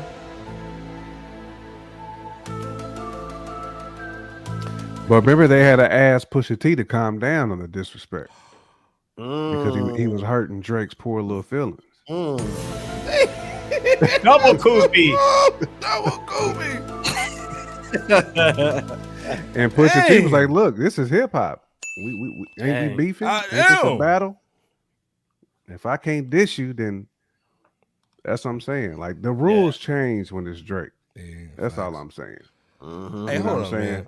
The beautiful Michelle's in the building. Michelle, what's going on? $10 She's a show sponsor, man. What's good? You are the show sponsor. What's going down? We appreciate you so much for that Got love. money. For the love. And this thing, Michelle comes in, no quote, nothing, just the love of the game. Just the love of the game. She came in a little high value with it. Just no words needed. Just in the game. We salute money you, talks. Michelle. Well, yeah, no, but seriously, we do. Yeah, we do. Absolutely, we do. As we do with everybody else here, this platform. Michelle sponsor the show tonight. Can anybody beat her tonight? But right now, she's the show sponsor. So starring at. This is the thing, though. We know Drake is whack. I didn't go that far and say the man's whack. Go ahead. I'm saying he fell off, man. And I think Pyre's saying Common versus Drake that stay scheming wars, man. Jay Camp. Facts. This is the thing, though. This thing. Yes. We going hard in the paint in the chat. I need y'all to go hard in the paint. That's on this. Common said he was Canada dry. I remember that. The Canada dry, dog. Yeah. Battle, if you want to call it. He was ginger ale. Yeah, ginger ale, dog. Damn. Question though. This kind of hurts my heart a little bit. Because this dude came out, man, last year, dropped a dope album, but they trying to make him like a Jodeci singer, dog. We gotta talk about our guy, man. Come on, man. Stop it. Come on. Why'd you take that? Why that pick though? You really trying to make him look sus. Now we know who was on the Essence cover that had a rose too. Got in trouble with that mayonnaise joint, that Patty mayonnaise swag. Stop it. This is the thing though. Okay, first of all, Joey's our guy. Salute to Joey in the building, man. Come on, man. You know what I'm saying? But shout out to Joey. They trying to make us do it like D'Angelo and Boo. You know what I'm saying? I just might cut off all my hoes for you. So what you like, Say what? It's the AI version, man. That's not Joy.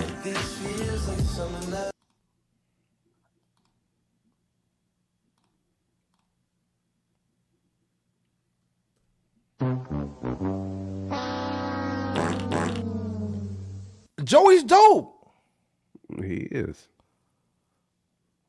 Fair use.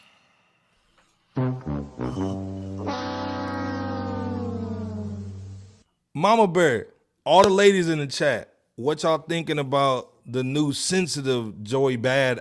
How your name Joey Badass and you sniffing a flower? And you got that trap phone. You got that Nino Brown joint. And this thing, I get it, man. Like, okay, he had the 2000 joint. He's trying to do 90s music. To me, this looks like they're trying to make him like a Tupac kind of character, little dude. J Camp, is this the right look for him? Should we call the management? You know what I'm saying? Lock him up for this boo. I mean, only saying it might be him though. Common's been doing this though, so I mean, I can't necessarily 1000% knock this. I think the visuals could be different. I'll say that. Okay. Like the content, the music, that part really ain't. It's not that bad. I mean, at least he's not pulling a Drake and singing through the whole joint. At least he's rapping over the joint. He at least had bars on here. So I really can't just say that Joey has like went all the way to the other side of the delegation. I can't say that. I think the direction of this particular video could have been better. He needed some Don. I agree with a fact. Okay. He needed that Don is dope. Okay. He needed some Don is dope, the blessing. But the song to me ain't really that bad. I mean, like I said, because Common's been doing this for a minute. And even Most Def has some joints like this too in his bag. So I don't think the content is the issue. I think it's just the visuals, at least for me, that might. You think the visuals is sus? Because he looked like Nino Brown's like little son and bull. The visuals is just sus, man. You just needed more cheeks and more cheeks in there. It's all, man. You know, just needed some shorties in there to kind of, you know, to smooth off the rough edges. Out, yeah. You know, just need some shorties in there. Bebo P, you agree with this, man? And are you feeling like this rose, that sniffing rose, Joey Badass and his fifis? The song and the video that Joey Badass did for Fallin here is definitely an entirely different direction from what he would normally do as far as overall music and singles are concerned. Mama like it. Yeah. Hey, that's what. Hey, there you go. The visuals for him, you know, where he's embracing himself, or as Carmen put it, in touch with his feelings. You know, surrounded by those flower petals and just, you know, falling to lay down on the bed while thinking about cutting off all those side pieces for a female to consider to be his one and only, to be, you know, for, you know, forever. I mean, that's what I'm saying, Antoine, man. Common's version is way better, but I think that's a difference. He at least had the Timberland boot on and a pair of jeans. You know what I'm saying? Even the joint where he was standing outside Shorty's crib, out of her window, that's still a little bit more masculine to me. You know, this just has an element of hot tub. But my bad, people. Go ahead. No, I mean, yeah, it's not the most masculine song. It's far, you know, it's not the most masculine song, and I totally agree with you, man. The LL had a shorty in the bed, though, Fab. LL had a shorty in the bed. He was rubbing. There was on always some a cheeks. shorty on deck, you know. Exactly. He was rubbing on some cheeks, right, or something to that nature. But I mean, as far as the audio or the song, great production. Joey did pretty well harmonically. I think harmonically he did pretty good as well. You know, and talking about him needing her to love him, given he's excessively fallen for her. I think verse wise, he just basically was coming with the approach of not being afraid to risk it all for whoever this female is. This is the thing, though. We understand all that, but does this work for Joey Badass? We'll see, but it could because this, like I said, Mama Bear the audio. Hey, and that goes to my point though. That possibly goes to my point because it's a female track. You know, the ladies could love it in mass, so it could work for him. And you know, he's not only risking it all for the female that he's talking about, but he's risking, just the direction of music that he's going in for, this JB4 project. Well, Fab saying he's using his sex appeal to grab the ladies. When LL Cool J does it, it didn't. When LL Cool J does it, then nobody says anything. Basically, but I think that I got to push back on that slightly because LL had cheeks in the video. You know what I'm saying? He was rubbing on the apple bottom. He had a Bonita apple bomb. Or he at least had one in there. He at least had one in there. I think that is the difference for me when it comes to LL. But I will say though, I don't have an issue at all with the joint. The joint is it's smooth. It's cool. Yeah. Like you saying, Bebo P and J Kemp. There's a moment for this record. It's strictly for there's a lane. Okay. There's a lane for it. Okay, absolutely. Yeah. I'm just saying, like, if you're gonna put this joint out, your visuals got to be crisper because we've seen legends in the game. I mean, even like your Method Mans, your Commons, we've had dudes have songs like this, but you also had like a whole moment.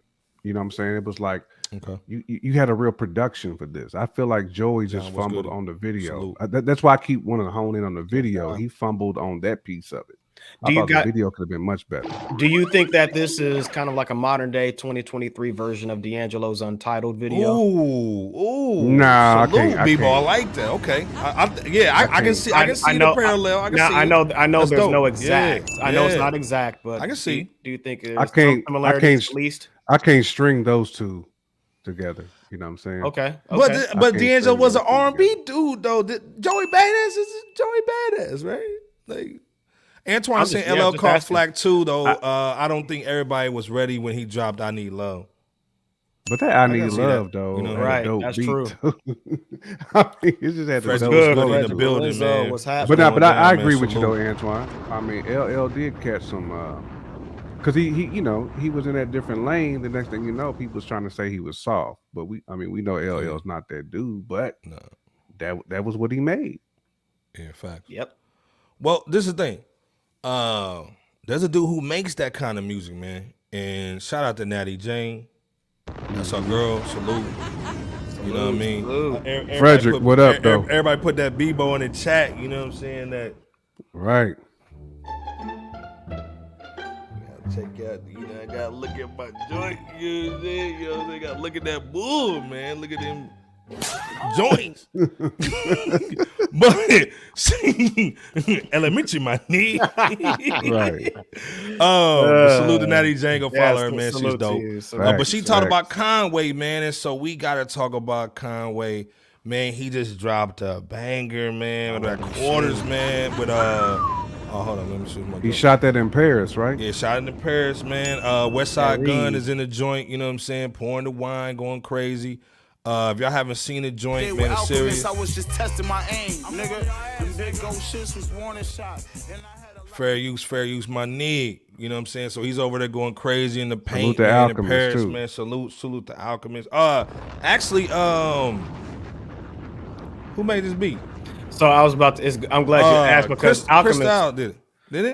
No, yeah. So I was about to say, Alchemist did not produce. No, Alchemist didn't do the beat, but Crisis. Crisis made the first. Yeah, Crisis. Yeah, Crisis. Yeah, I tagged him in the joint. Yeah, and that video portion right there, where it's daytime and they're on the roof or wherever. Yeah. Right. That was done by Derringer. But salute to Alchemist Derringer in the building. He has some production on this upcoming Conway project. Oh, sure he does. Yeah. He got some production credits on there from what I read. Hey, but long story short, what's your thoughts about this Quarters record? Natty had just talked about this as her favorite artist, and she was waiting for him to get crazy. Is this the record is this the record that she was talking about? J Camp, Bebo P in the chat. Is this the Conway we've been waiting for? I don't want to say it's the Kanye we've been waiting for, but the beat switch, Power just took the words out of my mouth. The beat switch was stupid though. Crazy. This beat period was just Crisis, salute, man. The Crisis, man. It was just funky, man. This beat was funky, man. That's why it was good. Crisis. This joint right here is crazy, man. I mean, I feel like the production really is the true standout, but Conway did his thing on here too, man. I think this is a great lead off to his next project. Definitely can't wait to see what he comes out with next. But this is a great joint to kind of get you know what I'm saying, get your ears dripping. Okay. You know what I'm saying? But it's dope though. This joint and the visuals is dope too, man. Salute to them, you know, whoever shot this video. Like that piece I didn't get to see, but the video itself though, the visuals, man, is just it was high power, man. High power, man. People, what you thinking though? All I could really say about Quarters is that Conway the Machine is arguably 2023's wordsmith, next to Method Man and Meth's featured verses as of late, as far as the wordsmith free. He's rapping, bro. Yeah. I mean, we're talking about from how Conway set it off on this beat that Crisis made, at least the first half of it, where he said the dopa order come from the border. I'm the GOAT recorder. Word to cast my soul on frozen water, flow and slaughter, chip in the pole, tall as your oldest daughter. Bullets in that B word is about as big as a roll of quarters. I don't play with my cash. I'm on that. If you owe a quarter. So I mean, again, the word play, man, crazy. The flow. He was on it, bro. It's just bananas. So you could probably tell that the track's a killer just based on that, and he's doing that all throughout both segments of the tracks. And Conway just let off longer on his verse with that same energy for the Brucifix, talking about you know, how you see how he sees rappers as a bunch of B words, whereas you know others might see you know them as rappers or whatever, you know, just giving off that of course, you know, he's gonna give off that money talk, wanting no broke cats around him. You know what I'm saying? You know, he had talked about one of his boys having to serve 2 digits even after the resentencing, the reduced sentencing. You know, just being in the lead and not rocking with industry cats. And as far as Westside Gun, Paris be showing love, JC. Oh yeah, shout out to Paris. Salute to Paris. Shout out to UK, Frankfurt, Germany. Yeah, Germany. Man, they be going. I mean, as a matter of fact, like Stu Bangers and like Statik Selektah them was just out there. They were. But yeah, Westside, real quick, just to close it off, man. Talking about, I think he set it off saying something about not being able to trust nobody. Right. Tom, you know, that Tom Ford tracksuit talk, the Balenciaga talk, and still getting that work from the Bay, even after not that work. Even after getting that work from the Bay, even you know after saying he had the album of the year, you know. But again, just a dope 2 joints in 1 video that you can check out when you get the chance. And J Camp said it well, sharp visuals. So salute to the director of that. Yeah, definitely 2 joints worth. In 1 worth checking out. Hey man, like I said, man, Conway, I think this is the record that you start an album off with. You know what I'm saying? Before you drop that album or before you drop that main single, this is the one that you really go hard in the paint with. I think he did a great job. Visuals crazy. Griselda does love Paris. Yes, yeah, they do. I mean, like I said, it's a crazy record, man. Salute to Conway, man. Salute to Conway. Salute to Griselda. We've been talking about singles tonight, man. And first of all, let's be clear, man. RapVerse.com, man. Go check it out. DJ Scanless, man, all day long. Hold it down, man. Fresh out hip hop, man. You rocking with the DJ best, man, on Saturday night, piece. man. You rocking with the best tonight, man. J Camp Bebo P. Iceberg. Nino Bay said, "Is it too early for Benny or Conway to be on the top 50 list?" I would say right now it's a little too early, but yeah. As long as if they continue down this trajectory, they got to run right now though. Let's be clear. They on the run, man. Yeah. I mean, but who would you take off? Well, let me put it to you this way, Nino. Who would you take off your top 50 to insert Conway and Benny? Unless they own your top 50. Maybe they own your top 50. Fab D say they not. Fab D said about Quarters and Brucifix. He had heard it this morning. It was fire. He enjoyed the production, which was super crispy. As a beat maker, take notes. Yo, facts, that salute, that Yes. beat switch, like Power said too, and just like Fab, just from the Crisis one to the that Derringer one. was. Shout out to Crisis. And we know man. Derringer gonna bring Yeah, that man, all just day, man. animal Come on, out man. in a rapper. You know what I'm saying? He's an animal. It's gonna be funky. Yeah. Hey man, this thing. Speaking of funky, we gotta talk about our guy. Man, come on, man. Okay. Blxst, man. Come on, man. You know I've been rocking with Blxst. Blxst for a long Salute to time. Blxst. You know what I'm saying? And Roddy Blxst Rich. in the band, Yeah. Roddy Rich, Salute to man. Roddy J Rich. Camp's little cousin. He actually wearing Stop J it. Camp's clothes, man. Stop Let me get your outfit, J Camp. Let me rock it one time. Hey, man.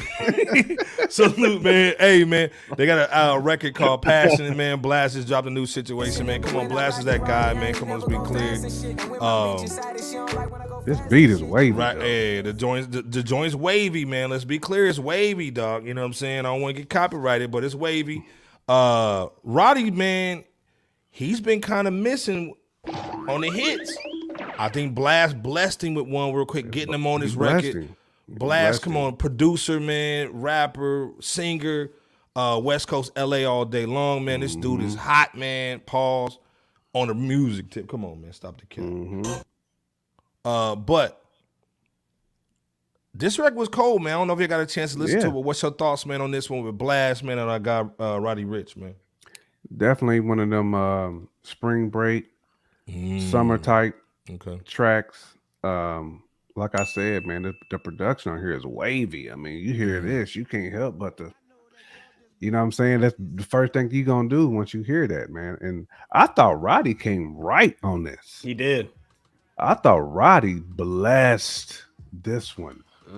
I really thought he did, man. That's okay, Roddy. Like he's working on this one. But Blxst always has these type of tracks, though. Yeah, he does. Yeah. Like he makes that. You can play this at the club, the barbecue.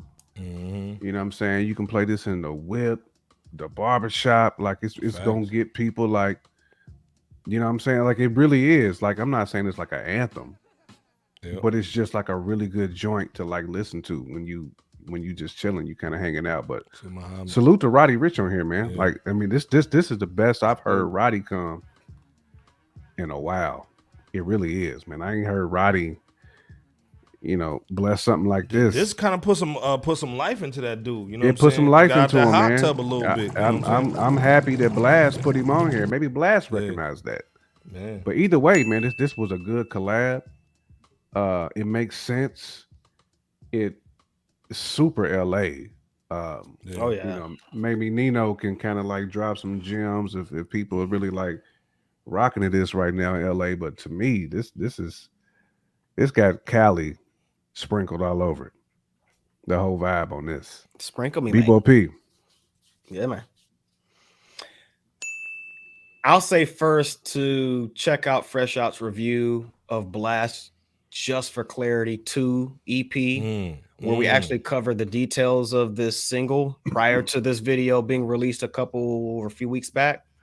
So given that we cover the details of the song at that time, I'll just simply speak on these visuals here. And I mean, Blxst and Roddy Rich, they just did it right as usual with the the luxury mansion and the luxe vehicles, you know, as Roddy delivers his verse poolside as well. Blxst does the same thing as well, you know what I'm saying? Yellow sweatered up at times in the same location as with the bell bottoms on. Right. Right. swaggy with it, you know what I mean? Yeah. You know what I mean? B. Let me rock the bell bottoms tonight, guys. Hey. Guys, come on. Yeah, but you know, he did it like that. There were some times where you saw him outside with the overview of LA or Cali, you know, in the background, you know, just overall fly-ish as usual. Of course, both artists iced out as usual on with a few baddies on deck. And Roddy Rich had his son there iced out as well. Just really overall a smooth and swaggy joint just in general. So definitely check this one out. Passionate is the name of this one. Blxst does it again because he's an artist that he is very excellent at like staying in the pocket of his style. I like that Bebo. I like that. Yeah. Oh yeah. Because every song he does is like it's a no brainer for him. He's found his lane. It's a layup, dog. It's that Kyrie Irving layup package. You know what I'm saying? Right. And Roddy blessed it, like J Camp stated earlier. So yeah, if you look at these two, roll back to Madden's quote, because he said the joint was cool, but Roddy ain't really saying nothing new. No, I completely agree with that, Madden. Like 100%. I'm just saying, as far as like his delivery, I felt that's the best way he's came on the track in a while. That made sense. You know what I'm saying? That was like really put together well. Since his early stuff. I felt like this was the one I was like, okay, this Roddy might it's got a good vibe to it, man. And coming back a little bit. Yeah. And I think he needs that vibe. I think he went a little too left with the last couple albums, man. Yeah. He got in the hot tub a little bit. Yeah. Fab D said, to follow that up, it's a solid joint. Fab D even likes the message of him not having a bastard son, so his kid gotta worry about him leaving, which is a hell of a drug. Man. Salute to Fab on that. Salute to Fab on that. Absolutely, he did say that, and that is something that is vital to be communicated on track or just in general. So yeah, salute for pointing that out, like Iceberg and J Camp said. Fab D, shout out. Hey man, this is the thing, man. This is well, I'll take it back. Let's do this. This is our first album that we're gonna be talking about. We got 5 albums we're gonna be talking about real quick. If I may, welcome to those who maybe just joining us a little bit later than when we started. We appreciate all of y'all. Hit that like and subscribe button. Hit us on the super chats or cash out if you're feeling frisky, and if not, that's okay too. But we appreciate y'all for rocking with the world's most dangerous podcast in the world, Craig. All right, Iceberg, just wanted to get that out for the one time. What is the thing, man? One time. These joints just came out Friday. These are the albums, man, that we're gonna be talking about, man. There's a lot of music that came out this week, man. Salute to everybody, I feel like man. that Prodigy though in my ear right now. Yeah. You know what I'm saying? I see you DJing, Iceberg. Yeah, we trying to get it in, man. First of all, we trying to give y'all a vibe tonight, man. Let us know what y'all drinking in the chat, man. You got a little brown, you got a little clear. What's going on? What's in the cup tonight? You know what I'm saying? It could be some water like me. Or it could be a little something that looks like water up in here. Come on, trying to get it in tonight. Which one of y'all got some Uncle Nearest up in here? This first album that we got to talk about, J Camp has some strong words for this, and I do too. I know Bebo P is always going to come hard in the paint. Pause.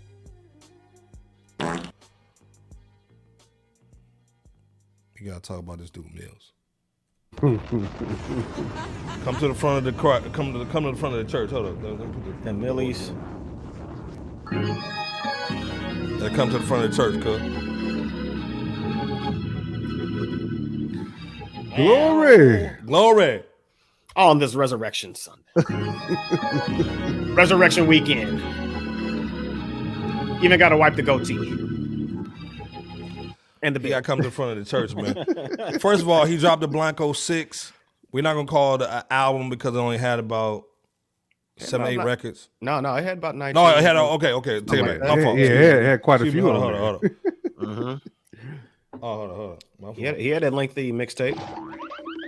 Pause.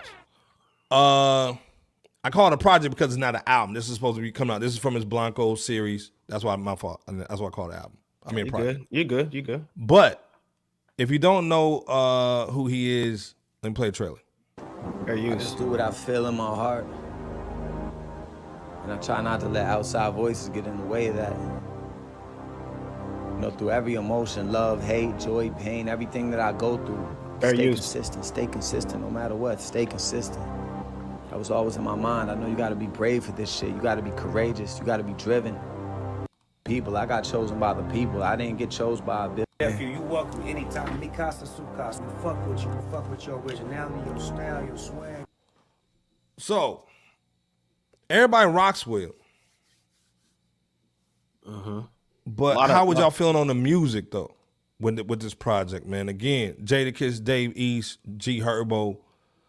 Are y'all feeling him? Because again, Mr. Raspy, he's been co-signing. Jadakiss been co-signing. Yeah, Jada has been. Jada all day has been co-signing. But J Camp, what about the music though? Because we know the dude can spit. A lot of times, man, cats who can spit in the street have a hard time making records. Yep. So Bebo P, J Kemp, what are you thinking on this one, man? I think you said it best, man. Like some dudes who are nice just can't make records.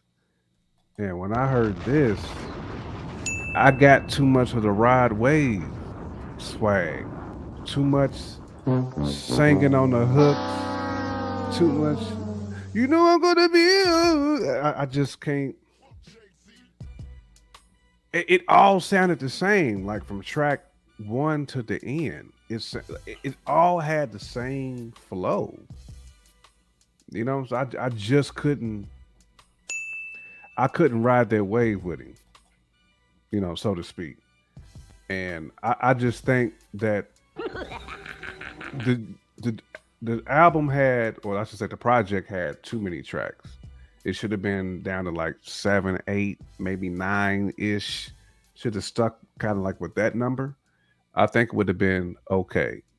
But just too many of that rod wave, this new type of, I don't know, man. It just had too much rod wave for me, man. Like I can't take a whole album of that. I can't. That's pretty much my feedback on it. And I listen to every single track. It's not really him. It's just that whole, it's that, man, like pain. Like every song can't be that painful. You know what I'm saying? It can't be. Every song can't have like you just been stabbed in the neck. You know what I'm saying? 20 times. Like it can't be that painful. Like you got a Chucky doll in the crib. Pain. No, it can't be like you not Andy, bro. Like I can't rock with it, man. It was hard. It was a hard listen for me. And like I said, I listened to the whole thing. Salute to Massachusetts. Salute to Boston. We just had Shorty on last week from Massachusetts, man. Statik Selektah, Stu Bangers. Like they got too much talent out of Massachusetts for this type of stuff to come out, in my personal opinion. Bebo P. I've not heard any of the prior Blancos, like 1 through 5. I think the other ones was better than this. I will say that. Oh, I heard some of the other ones. Like I think some of the other Blancos were definitely better than this. Because I don't want to hate on Millyz as an artist. I'm just hating on this project because I feel like he was trying to go down a lane that just it don't work. It don't work for him. Okay. Like I said, it don't. Okay. Somebody said the white rod wave. Basically, that's what it sounded like. I think that was Madden, if I'm not mistaken, who had echoed you on that. Yeah, that's what it sounded like, man. Yeah, that's kind of what I got too. I mean, it's kind of like that. Man, it said Millyz Andrew Barclay. Yes, Andrew Barclay with that Charles Lee Ray. No, J Camp. Never that crossbreed. No. He was definitely the Andrew Barclay, man. That's what it felt like listening to this album. Like he just had nothing but pain, man. For pain and suffering. Yeah, he did speak a lot about pain and suffering in the course of this project, and you could tell he was trying to go for more of a maybe a mainstream-ish vibe while still having elements true to who, you know, where he's been or where he's at. I think maybe, and of course we all of us gave this just a preliminary run through as far as hearing it, but that Moonroof with Jadakiss and All That Matters featuring Dave East, I would say those were the two standout tracks that were maybe the hardest. Like J Camp said, there was several moments where he indicated pain, you know, popping them PILLS's,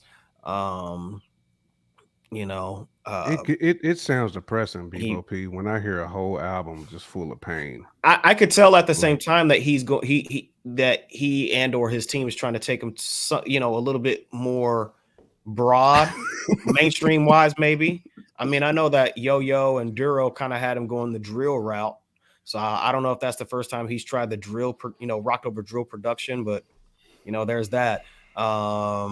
on that Risk Takers, I thought there was one cat, one of the features that was sounded like, I'm not saying he was, but he sounded like he was damn near snitching on himself. So again, I'm not saying that he was, but you know, to rap that verse, but then say that you know, the boys is out to try to sentence and finish you, you know what I'm saying, at the end of the verse, you know what I'm saying? I'm just going off of what my perception is. I could be wrong, but you know what I'm saying? But I will say the other feature, Leaf Ward, I think it is, he did say something that was pretty decent. There was a part where he said, we only bouncing out 3 at a time like the locks. We extorting N-words, really putting out D on N-words blocks. So I thought that was a little cool. That was a decent one. I mean, yeah. Fly Gang was probably like one of my favorite joints on there. Okay, if I had to pick one, if I had to pick one that was like decent. Well, and it's funny you mentioned that because that had like Sada James like on the first half of it, like do the harmonic rap, and then like Millyz go for, you know, to follow suit. So it's funny that you mentioned that, J Camp, that you like that as one of your highlights. Well, this thing, that's why I'm saying I don't know why Jadakiss keeps on focusing on this guy, this guy on us. I can't get past his tattoos. And don't get this thing. I've heard him spit some dope bars, but I haven't seen him put it all together and gel it together, and which is crazy because I mean, you in the trailer you saw Snoop. We know Jadakiss. I mean, everybody in the game rocks with Jim Jones, a lot of others. Jim. Yeah. I mean, but my thing is like, do you think it's his team picking the wrong stuff, J Camp? Because we've seen that before, where the team just picking the wrong stuff from it, and it's not matching his style. I think somebody in the chat said that. I think JC said that. But or do you think it's just him trying to stay too street or go too rod wave with the depressed bull?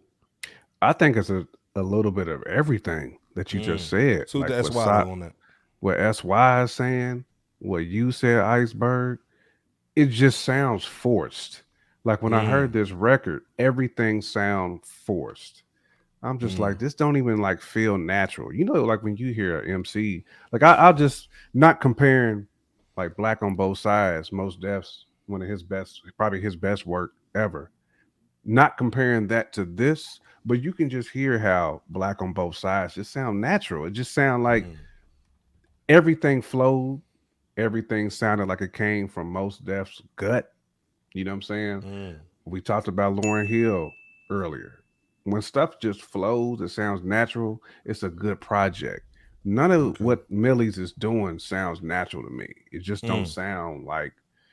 I'm talking about on this project. Not saying everything he's done, just this particular project, because they trying to force us to accept this rod wave style that, you know. It's to me that's disrespectful to Millyz almost. Like we've heard him on stuff that where he sounded decent, where he's got a shot, he's got an opportunity, but this ain't getting it done. I think. So you don't think this experimentation, if it is that, was worth it's the definitely shot? Experimenting. But you don't think it's worth the shot. You don't think it was worth the risk, if you will, of releasing a project with these sonics on it. Okay. Man, not 18 tracks. Like if you're gonna do an experimental album, it needs to be like 8, 9. Like you got to keep it small. Keep it small, just so if it don't work, you can just kind of flip it real quick. Right. But this thing, Bebo, give it Crab Beats, J Camp, you wrote for artists. How would you fix this dude? Because you know he can spit. So how would you fix him? What does he need in the booth? What does he need? Does he need to get Havoc? Does he need to get? I mean, what does he need to do? I'm going to defer this to J Camp because this is my first time hearing a project of his of any sort. So I can't really speak on, you know, a holistic album that has worked for him or the sound that's worked for him outside of like a track here, a track there, where he you know spit solid or whatever. So maybe it sounds like J Camp. You heard maybe one or a couple of the Blancos or a few of them. So yeah, I'll defer this to you. Yeah, I've definitely heard his work. It's definitely production related for him. I think, man, you actually said somebody who I didn't even think of, Iceberg, which was Havoc. You throw some Havoc production behind him, I think he can kind of drop some of that pain, but make it sound, but be in the pot. It don't have to be so singy. You know, because Pac rapped about pain, but it wasn't singy all the time. You know what I'm saying? Like it's poetic. Like it needs to be more poetic for him.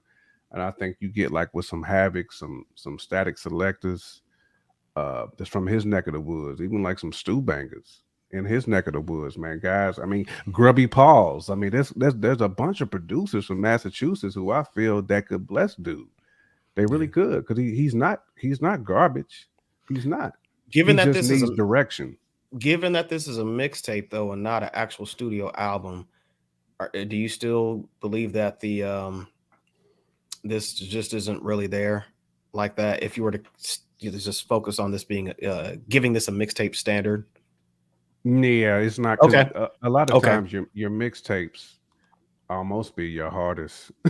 You know what I'm saying? I do agree. I agree. You can go in without label forcing you to make, radio type of records, or just a different type of record that you may not be comfortable making. He needs to take it back to what it is that made him kind of start to pop off, whatever that is. To what made him that dude. I mean, because he had some Jada, he had some joints featuring Al Qaeda back in the day, where I don't want to say back in the day, like just a few years ago, where it was like, okay, this dude right here, he can spit. He can rock. I ain't heard that type of Millyz in a while. Like I just haven't. And he was a dude for a while that was putting out a bunch of content. Yeah. He had a bunch of videos out there. He was really putting in that work. But I feel like now somebody recognizes his talent. Like, okay, I want to make him. We got to put some green bean casserole in here, the flavor. I will say this too, along with that, right before you go in, Iceberg. J Camp is right. There were a few or several references of just like dealing with certain internal challenges, maybe. So we do wish the best for him on that. Absolutely.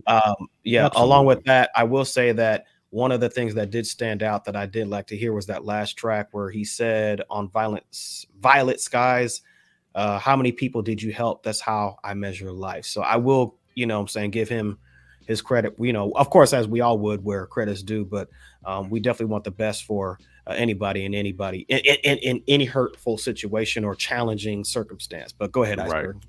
Well, this is the thing, man. That's it. That's all to the project. As far as Blanco 6, with salute with Blanco 6, but get back in the studio, man. Like this ain't it, man. And let's be clear. This is why you come over here, because we honest about stuff. We not. It is what it is, dope, man. Like we can't shine a turd on this joint. Yeah, so, no. It was just speaking about him as an artist, but yeah, as far as the project, I'm with y'all. It's trash. Facts, man. But again, this dude can spit, man. Again, he just needs to get in the right situation, man. Basic power. This is the thing, though, man. This is a dude, man, that Bebo P and J Camp put on a high regard. The project was a sleeper, man. A lot of people didn't agree with it on the last time we spoke about his project that he dropped in 2022. We got to talk about our guy LES, man. Houston, man. Mm-hmm. This dude, man, dropped a really dope album in 2022. That motion. That motion joint. So this next project, man, came out the blue. It actually came out a week or two ago. Less is More Volume 2. It's crazy, man. It's for the whips. LES is just different, man. We love it. It's the second installment of this series. Just real quick, man, on this project, man, we a little late to it, but what you guys' thoughts on this record, man, and why is it something that people actually need to listen to, in my opinion? What's your thoughts, though, on this project, man? Less is More Volume 2, J Camp, Bebo P, and in chat, if you heard LES, man, what's your thoughts on him, man? But J Camp, I'll be quick here. First of all, salute to LES, man. Like, when we talk about somebody really, really, really repping their city, this dude reps Houston hard. If there's a flag that he can just carry, like the Houston city flag, that dude can carry it. Because he makes. If you grew up listening to, the DJ Screw tapes, all the Slim Thug stuff, the Paul Walls of the world, the Chameleonaire, This dude kept to that lane. He kept to that style. He never veered from it. Because a lot of them dudes went in a completely different direction. You know what I'm saying? A lot of them Houston cats went in a completely different direction. He still kept it 100% Houston. And I've always respected it about him. It's contemporary adult music. He is the Houston version of Larry June. He is. Ooh, that's serious. Everything it's adult, contemporary, it's smooth.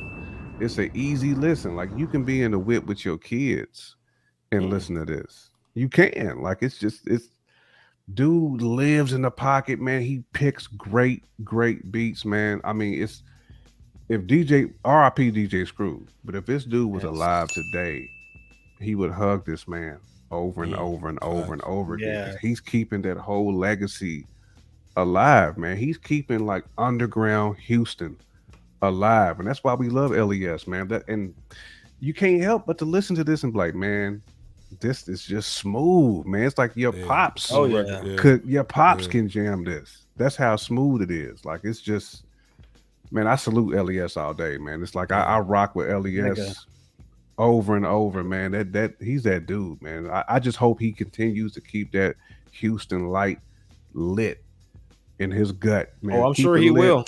Stay in the booth, keep doing that, man, because you are carrying that torch, man, for the folks who just love underground, old school Houston rap. Like you keeping that slab music going. That's what we asked for. Bebo Peasy. You said it just right, brother, as usual. LES, obviously, he's been rocking it out for H-Town and the South as a whole for a while now. I mean, ever since he released his new project at the time called Motion, and well before that even, you know, he's just been on a tear to continue Steak and shrimp. I want to say it a joint. That bond number 9, man. Come on, man. Crazy. It is, yeah. I mean, but like you said, J Camp, he's an in the pocket artist who's mastered or is mastering the lane that he's in musically to craft non-skippable projects and songs that you could just ride to, you know what I'm saying, on some slab. You know, that state of mind. He's reassessing just his situation, though it's been a minute. You know, dressing his whip game. You already know how he is with that. Right. You know, bumping nothing but DJ Screw, as you know, you brothers mentioned earlier, and you know, talking about certain haters seeing him as a threat while he's minding his own, and not to give such activity too much heart, since you know it's all business when it's all said and done. That Who the Plug joint, you know, he's disciplined with his hustle while copycats attempt to steal his let's just say his kitchen recipe. Haters acting like they don't see Pause. him. Pause. You know, them haters acting like they don't see him when you know, or you when you come up toward success, while proudly coming out, you know, for you know the city that he's repping with that candy paint, you know, slow music, purple drink, and music that you can make that'll make your liver shake, as he put it on there. That What We Doing, I think it accents a little bit of a West Coast high synth, you know, with the high synth on the hook.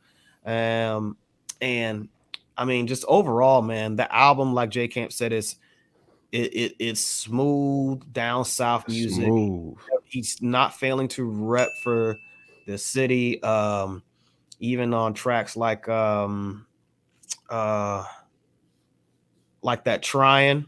Offhand, that Trying reminds us that we need to love people for who they are as opposed to who we want or adult contemporary to be. You know, yes, exactly, adult contemporary. So definitely check this out. It's a mixtape. Yep. It rolls from it's front a sleeper to too, man. A lot of cats slept on it, man, but it's nice. Let's be clear. And if you like them, if you like the DJ Screw type of hooks, like where the hooks is screwed up. Yep. This is the album. LES always kill the hooks.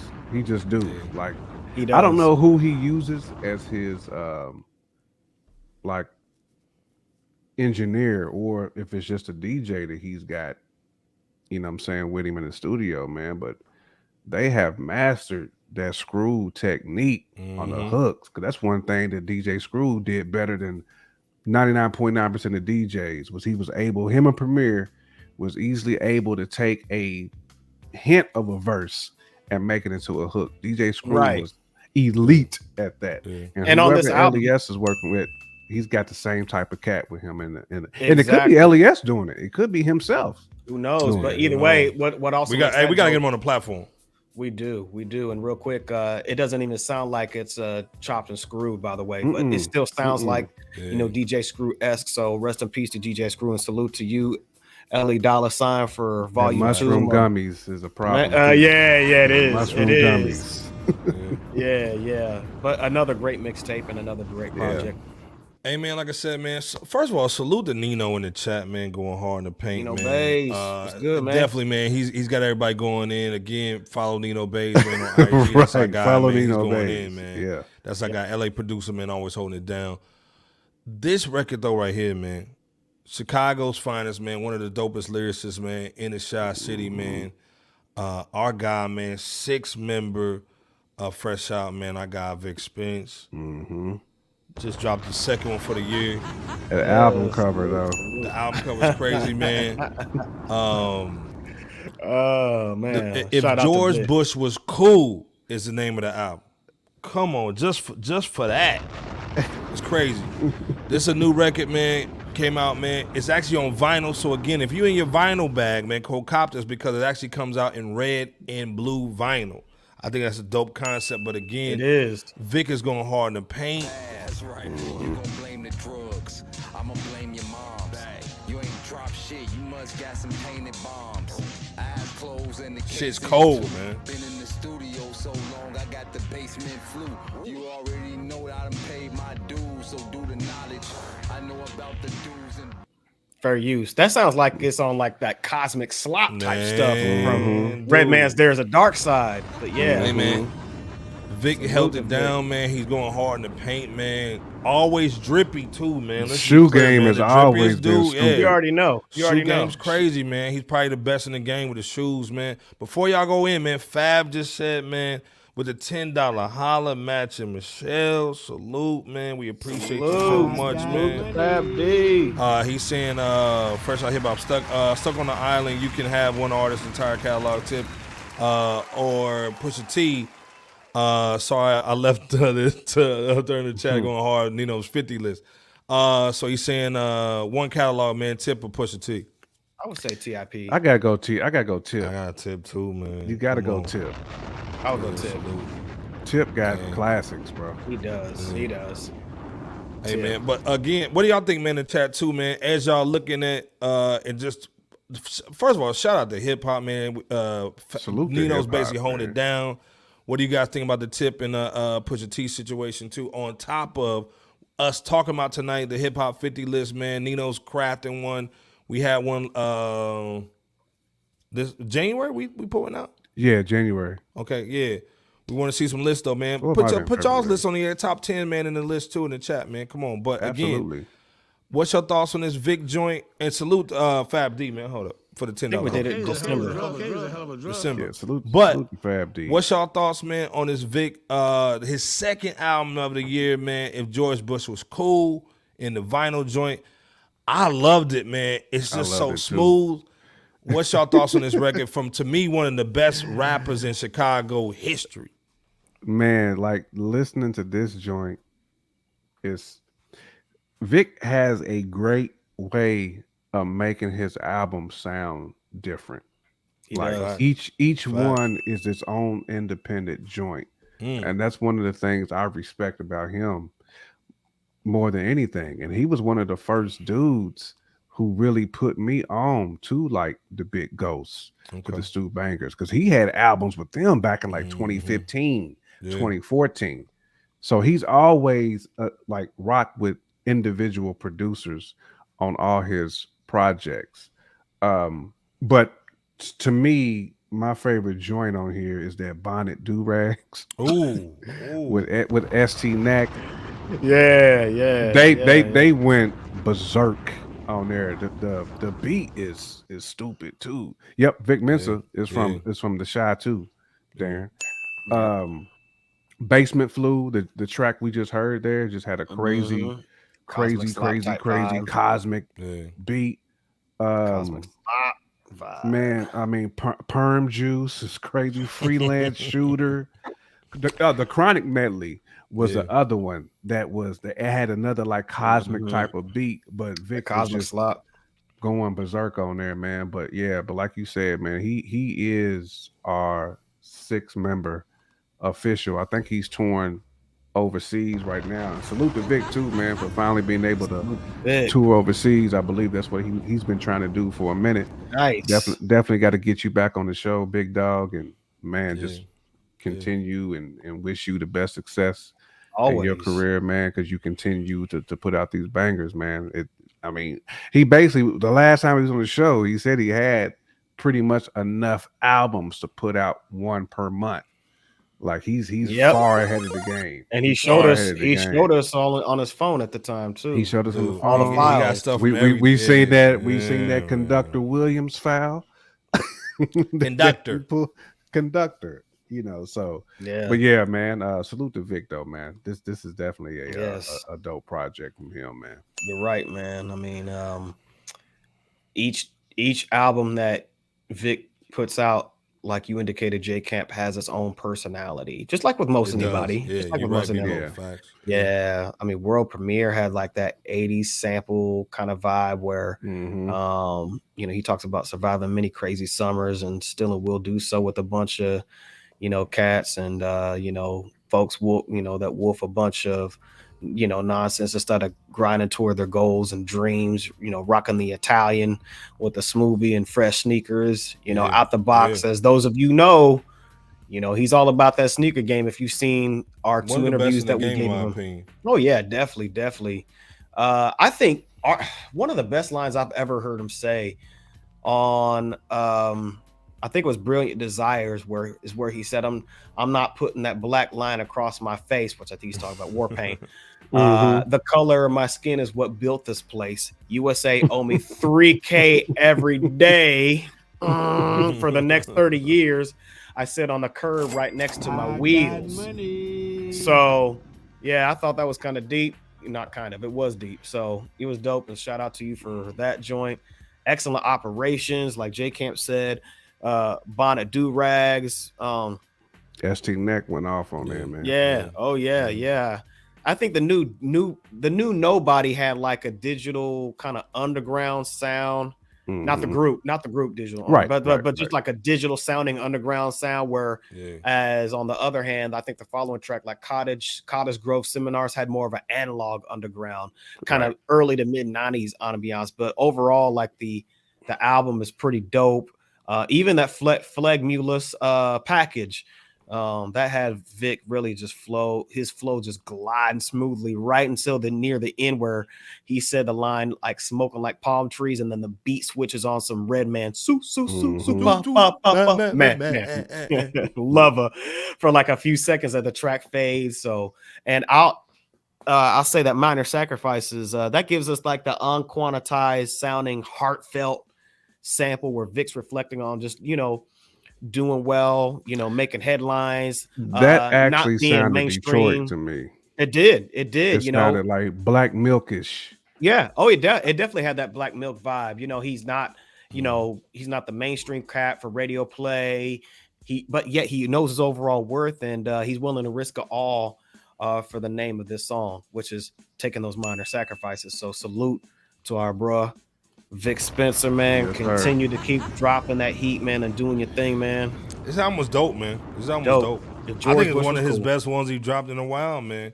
To me, it's almost it's when I put it in, pause, I already had a record that I heard this week, and I was like, yo, this is my favorite record this week. But he just flows so crazy on this joint, man. And again, if you love bars, man, and then also to me, we lost that comedic side of the bars too, man. Everybody's so serious. Great point. Hit that ding. The Redman swag. Yeah, the Redman swag, the Ludacris swag, man. Luda. He brings this. The only way that Vic can bring it, man, he does it, and it's so dope, man. So he'll bar out, you be like, ooh. Then he say something so silly and start making you laugh, and man, you got to rewind it back. So again, salute to Vic Spencer.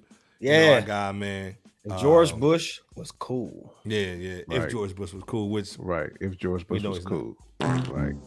But he made it cool. Stop it. But it's the thing, man.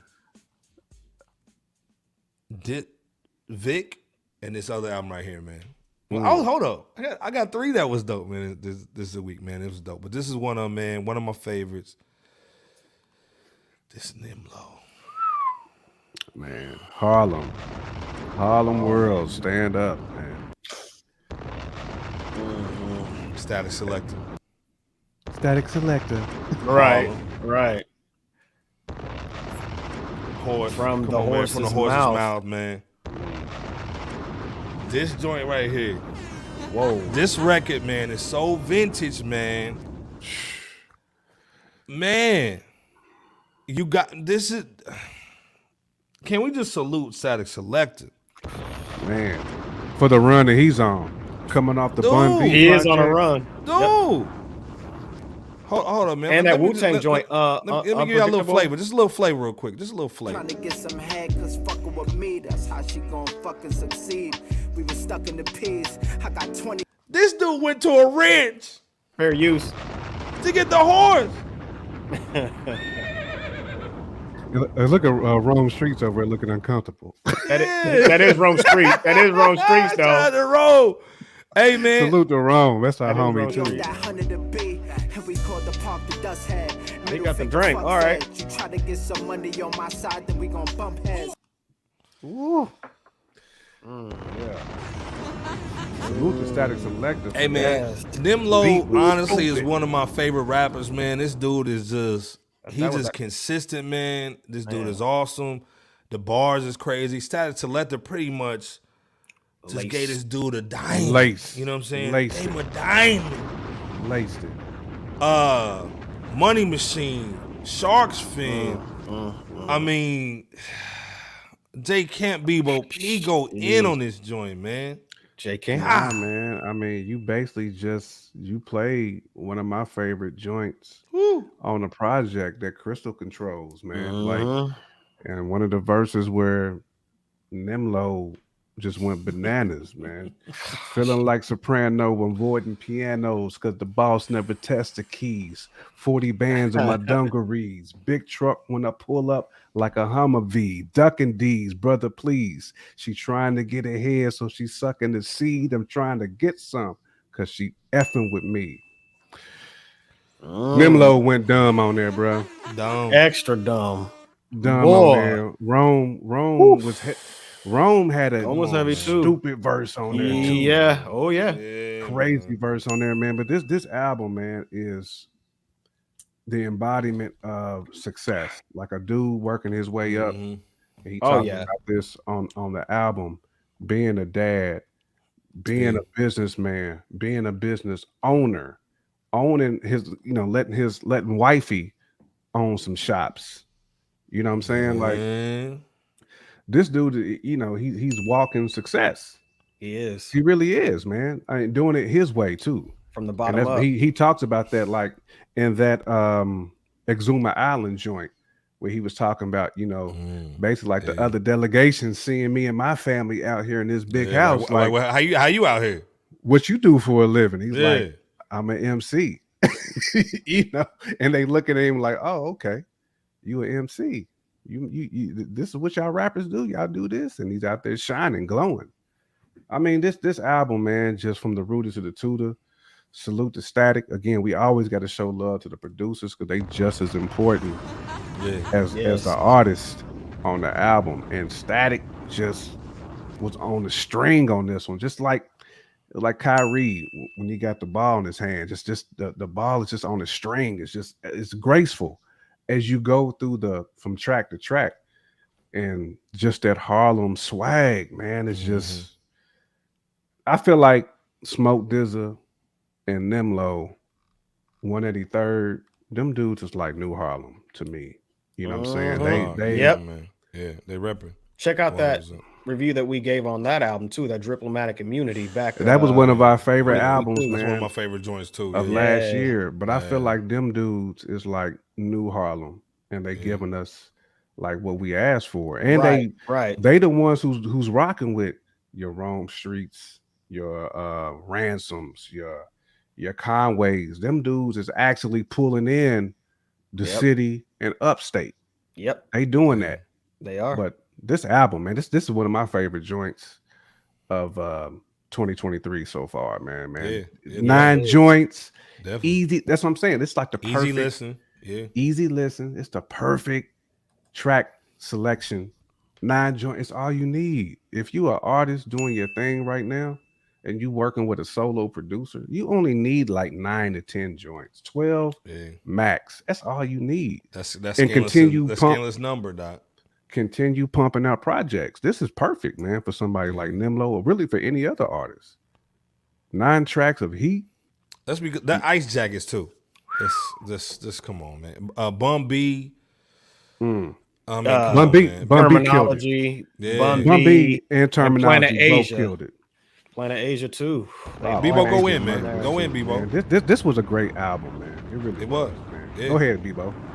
Definitely talk about that Ice Jackets though. But Planet Asia has some quotables on there. I hope you just at least get 2 bars of Planet Asia of what he said on that joint, because he went dumb on there.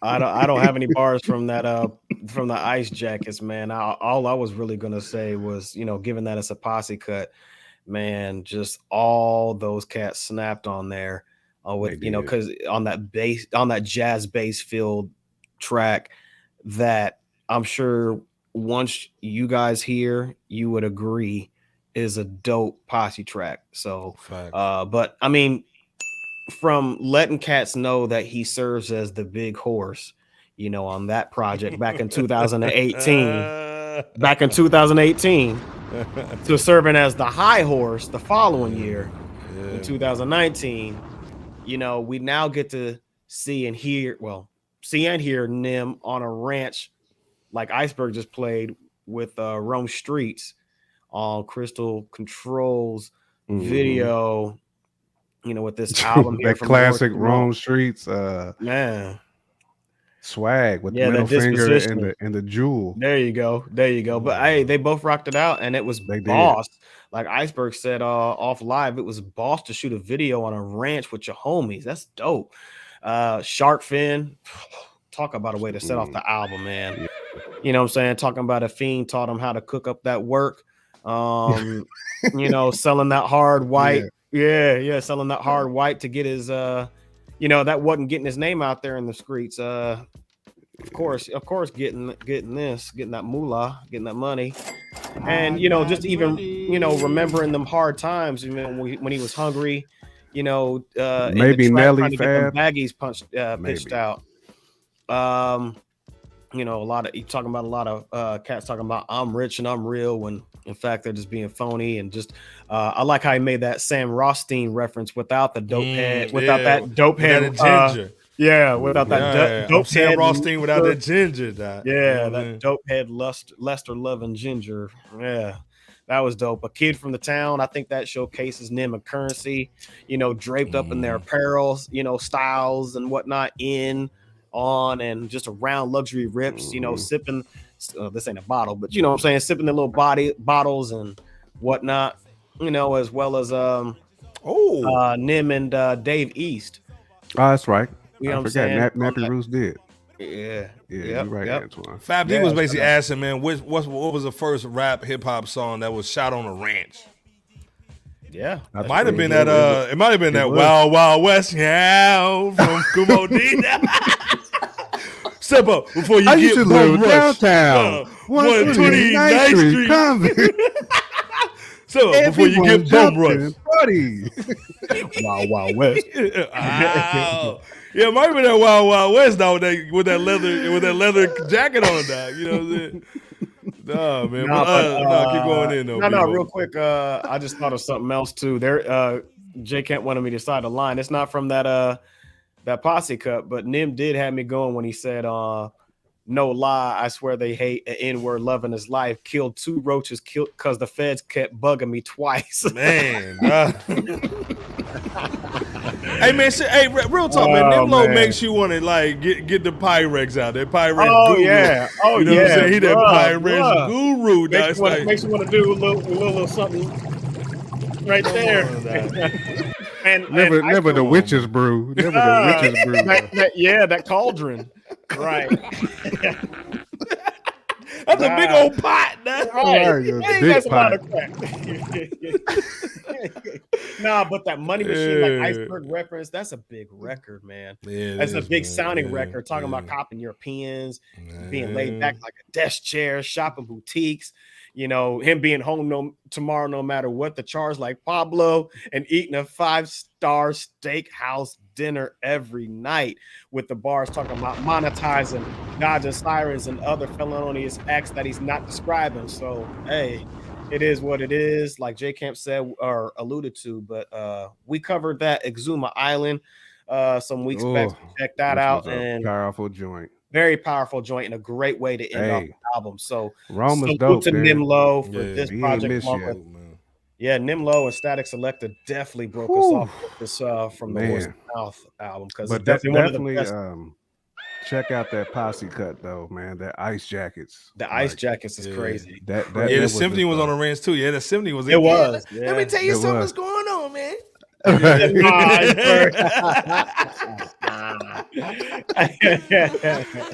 man, yeah, man, that Wild Wild West was fun too, man. Yes. Come on, that's what I said, man. Hip hop, man, raises, dude. So, you know, that's some dope joints, man. Salute to Fab D on the question too, man. Facts. We were talking about what great question. Albums were actually the first hip hop song that was shot on the ranch, but all the dope ones that were shot on the ranch. Nelly, I think J Camp said the Nelly joint, the Nappy Roots joint, the Antoine said, yeah.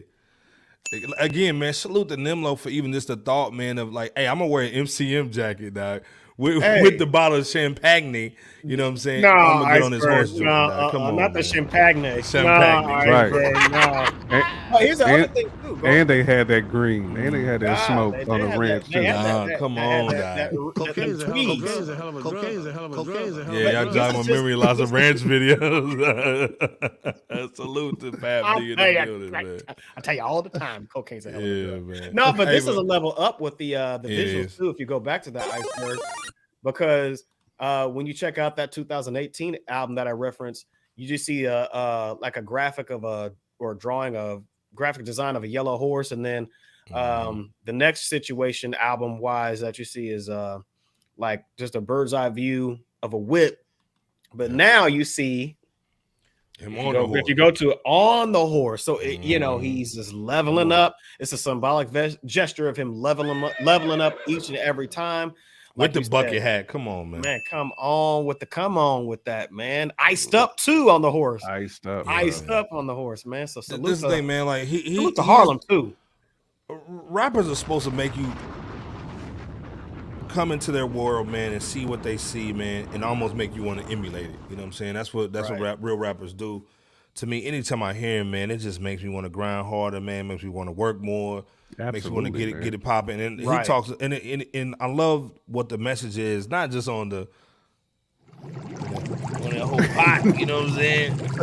Not the witch's brew. Yeah, that witch's brew with 2 hands. Yeah, but the whole thing is about he's grinding for his family, like J Camp said. People saying, you know what I'm saying, grind for the family. I want my wifey to eat. You know, I'm going on these islands that most people don't know about, and I'm seeing people that don't know what I do.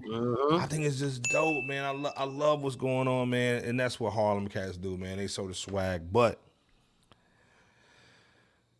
that Vic joint was crazy.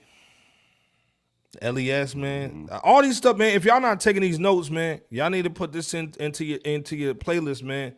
LES, Less is More, Vic Spence, If George Bush Was Cool, the Nym Lo and Statik Selektah, man, From the Horse's Mouth.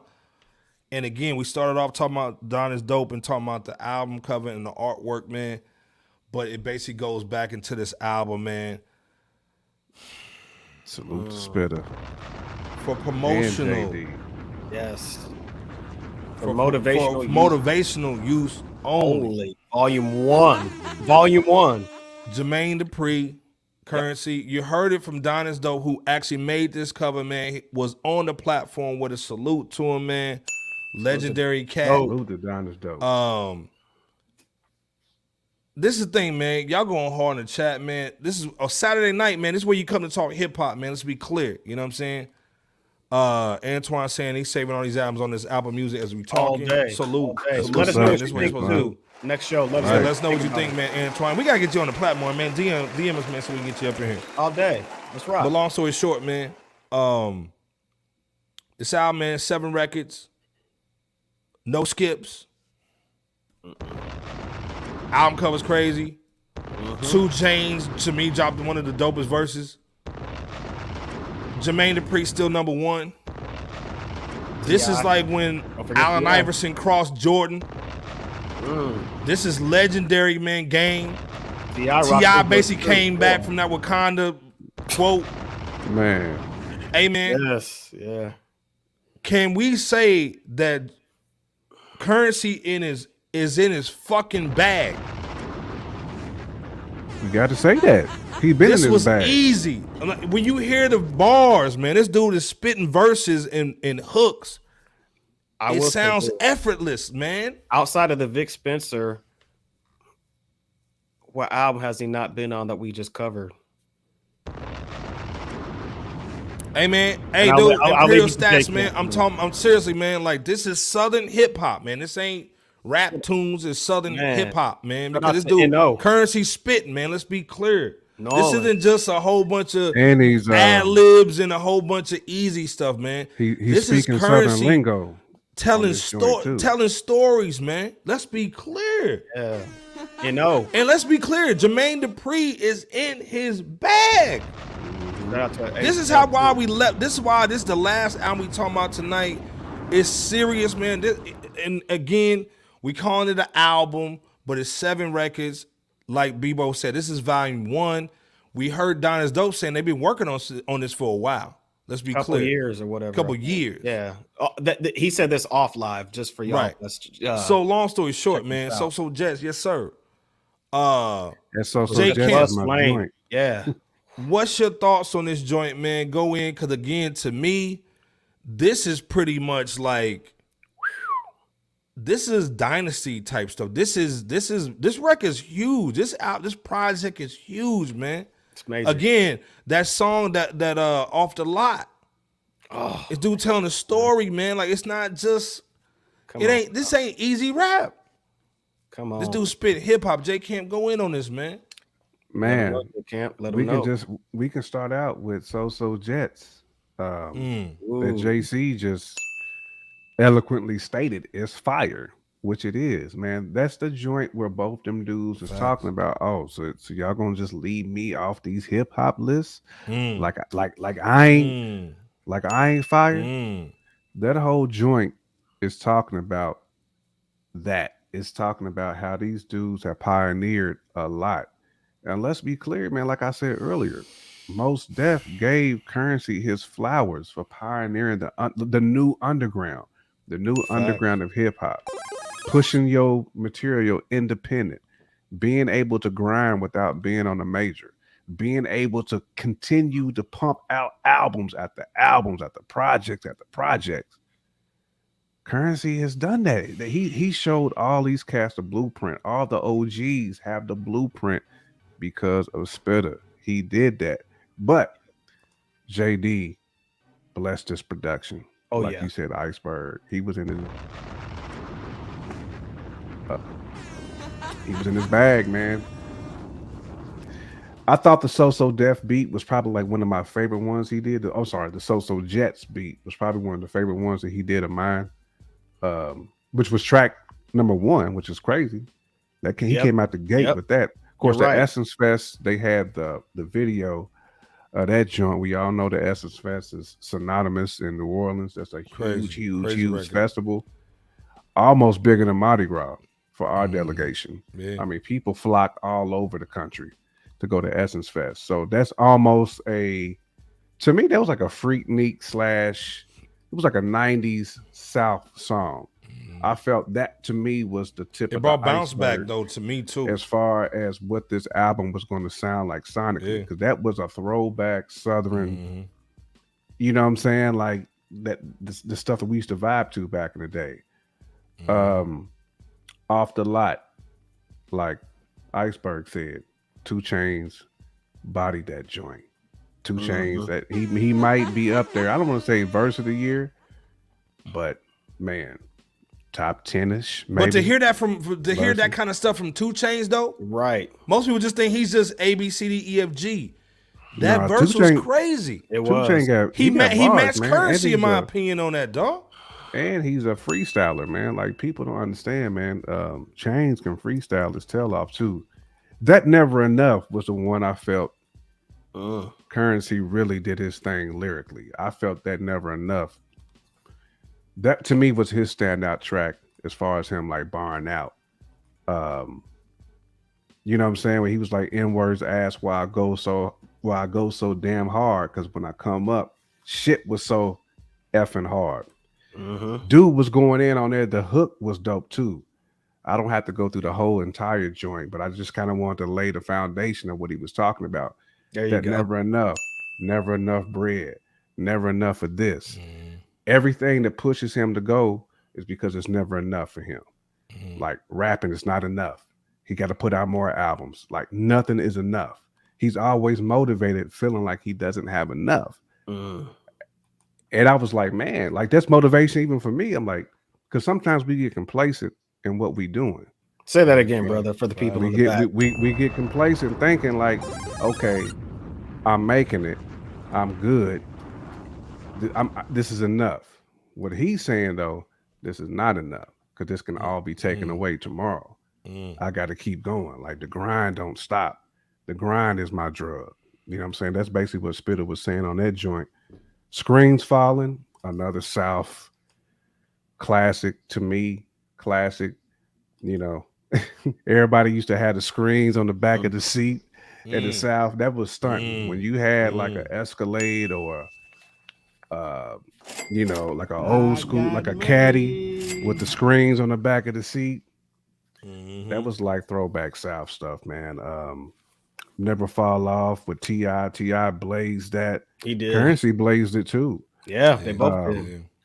Fortune 500 is all free game. So this album was dope, man.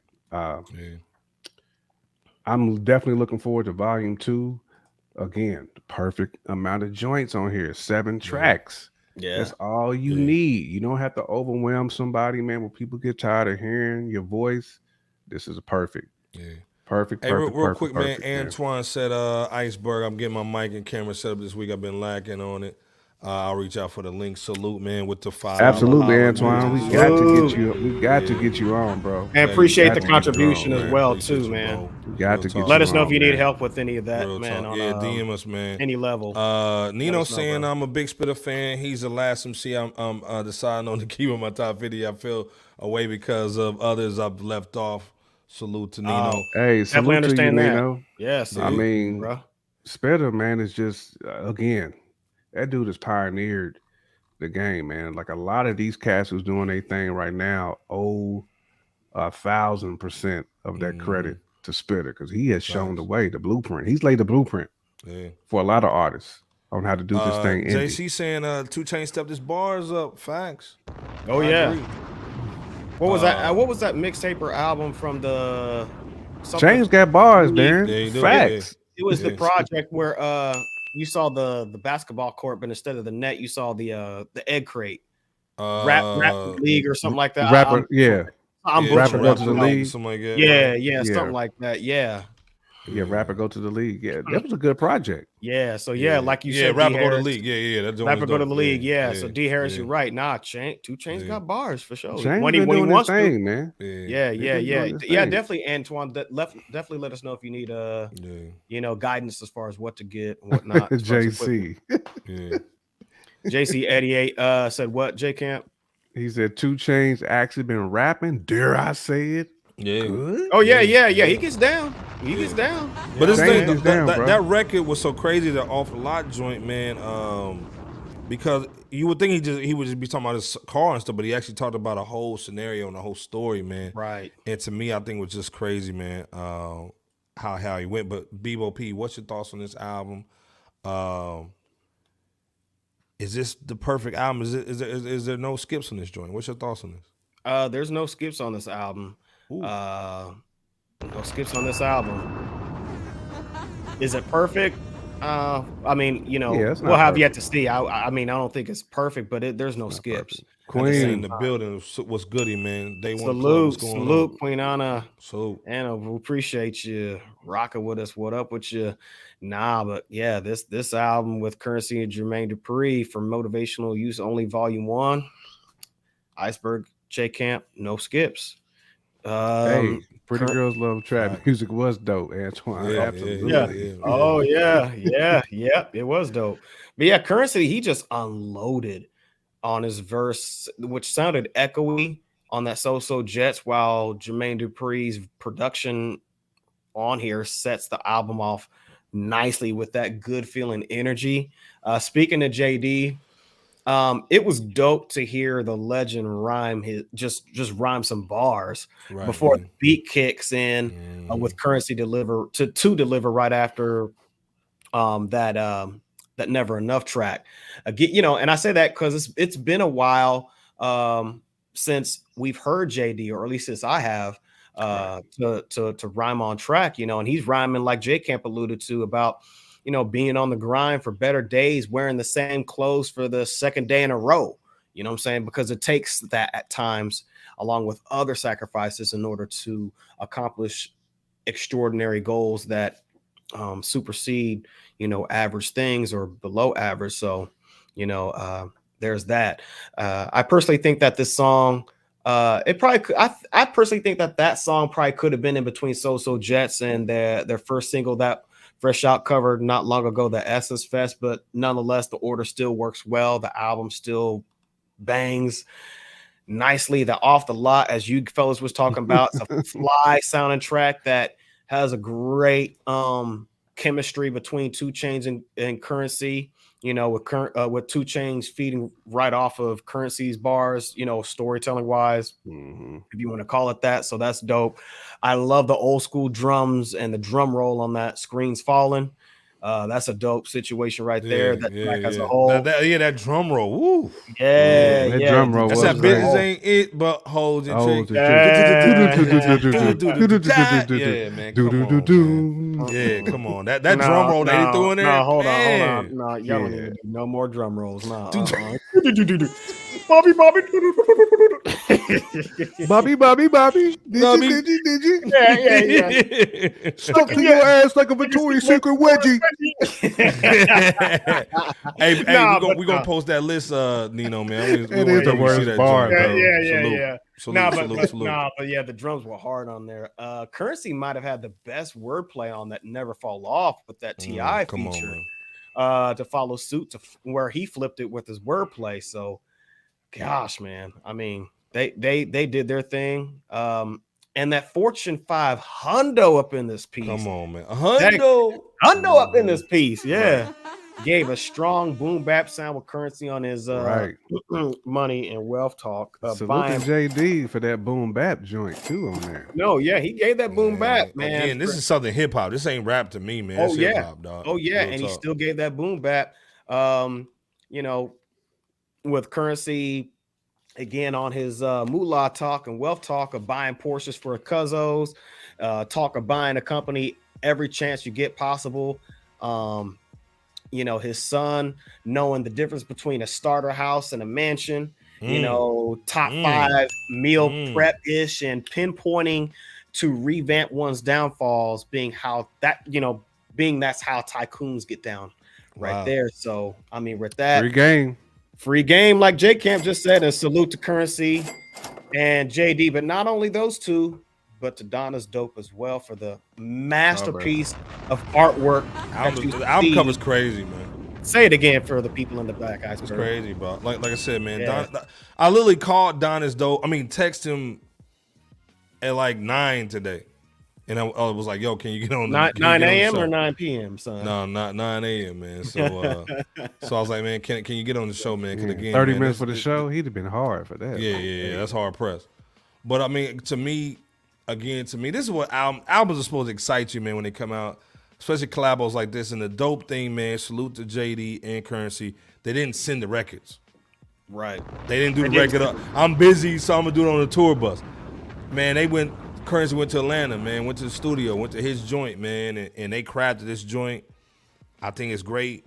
It is. I don't great. think JD's on a label. CurrenSy still kind of has his thing, but he's still indie. So this is just dudes just loving each other, man, loving hip hop and the game, putting it together. Rocking and it to out. me, it has a great. You can't say it's like NO, and you can't just say it's Atlanta either. To me, it's a great mix of bounce, street record, cars. I mean, the lyrics are there, man. This is one of the perfect projects, man. To me, it's almost a perfect project, man, as far as blending the two joints, and that's why the Don is Dope cover looks so good with it, because you blend everything, man. The cars, I mean, like this is superb. This is fresh pasta, man. Make it in front of you, boo. You know what I'm saying? This is pasta that coming off that little spin. Mamma mia. Right. Mamma mia. Come on, Mamma Mia. You know, Mamma Mia. This that You know what I'm Paulie saying? chopping that garlic. Yeah, that ever so garlic with the thin razor. on the Goodfellas, ever so thin to where it melts. Yeah, it melts in the sauce, melts in dog. the Come sauce, on, man. Bruh. Come on, man. On that swag right there. So, but to me, it's dope. What's your last thoughts on this record, man, before we get up out of here? J Camp, you got it. Nah, I mean, Iceberg ended off well, man. Like you said, it's dope. This is a gumbo of Southern hip hop all in one album, man. Salute to Don is Dope for that album cover. I mean, it's a great elixir, man, and I'm great that Hit that cauldron again, Iceberg, for that elixir talk. Right. Hit that bubbly, them bubblies, Right, hit that bubbly. Hit that bubbly. You know what I'm saying? Had to get that witch's brew. brew in that kitchen, that work, that work. That brew joint, man. That's I'm just right. glad we got it though. I'm glad we got it. Yeah. And man, salute to JD and Spitter, man, for bringing Don that is heat. dope. And Don is Dope for bringing that heat. Salute. And toast. Hey, man, we been in here, man. For almost 3 hours. Almost 3 hours, man. My butt hurt. Any shout outs, man, before we get up out of here, man? First of all, right. Right, J Camp. Easter weekend, man. Just before y'all give y'all shout outs, man, what y'all doing for the Easter joint, man? And any shout outs to the fams and any word of advice, man, on this weekend.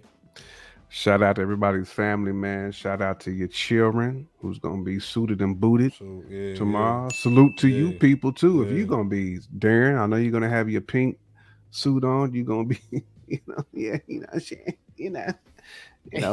stepping in there. Like, Hey, man, if y'all take some Easter pictures, man, like tag us, man. Tag us in the Easter pictures on Facebook and on IG, man. Regardless of them joints. We love to see them, man. If you got a good Easter meal that you chopping up, man, tag us in them joints too. Yeah. You know what I'm saying? But man, make sure that y'all just have a joyous one. You know what I'm saying? You know what the season is, man. You know, that's why we do what we do. Salute to the chat as always. Salute to your contributions to the folks who blessed us. Man, we appreciate all the $5, the $10, the $2 hollers. Any type of holler that you got, we appreciate it. Make sure y'all go check out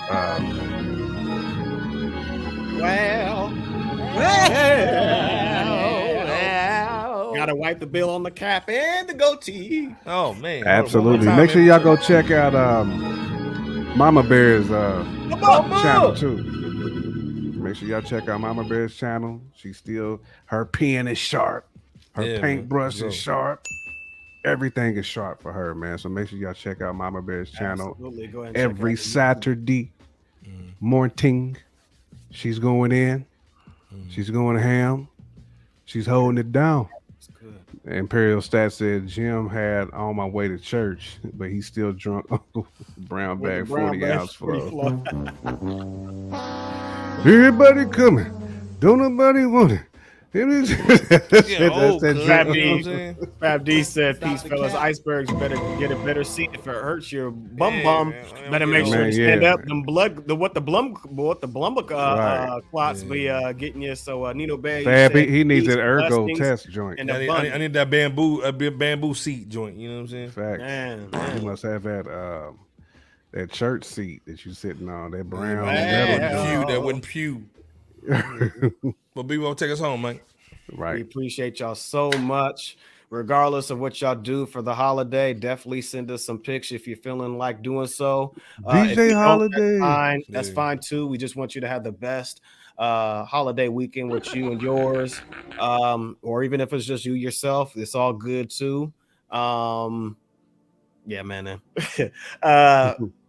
Without you guys, there is no Fresh Out. We never will lose sight of that, and we want you guys to be constantly reminded of that as well. If you're new rocking with us for the first time, welcome. If you've been here before or many times or a few times, welcome still. Hit that like and subscribe button, and it's never too late to contribute to have Fresh Out pay them bills.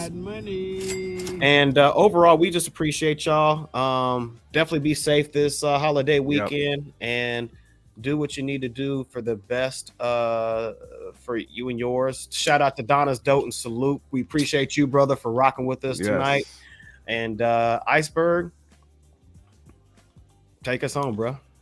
Mama Bear, put your Facebook in the chat real quick, man. I mean your YouTube in the chat.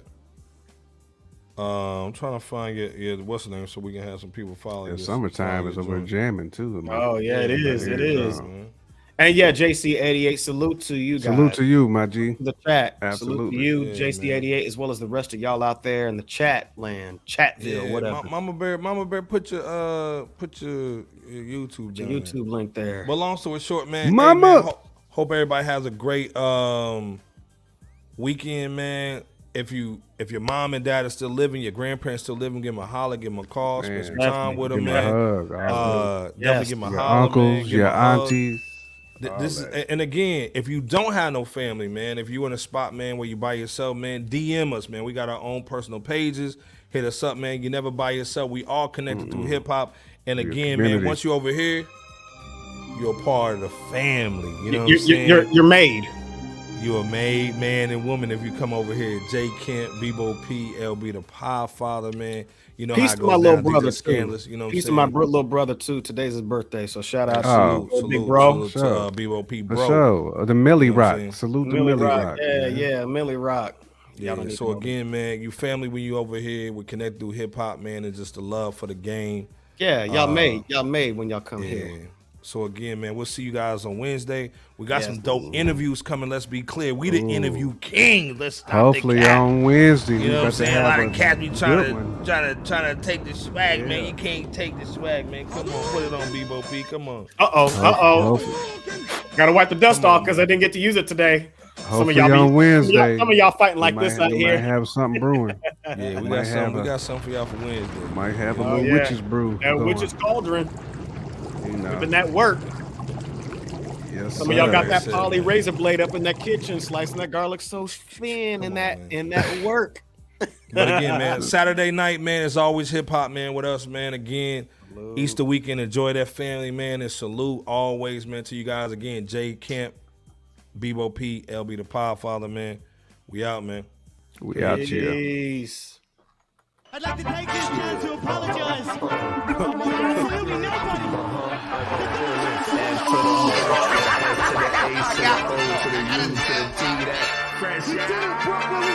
Let's go. World's Most Dangerous Podcast. Bebo P's in the building. What's good? It was going bar for bar. Shouts out to the fans, man. Let's get it. Man, that was good. Hondo up in this.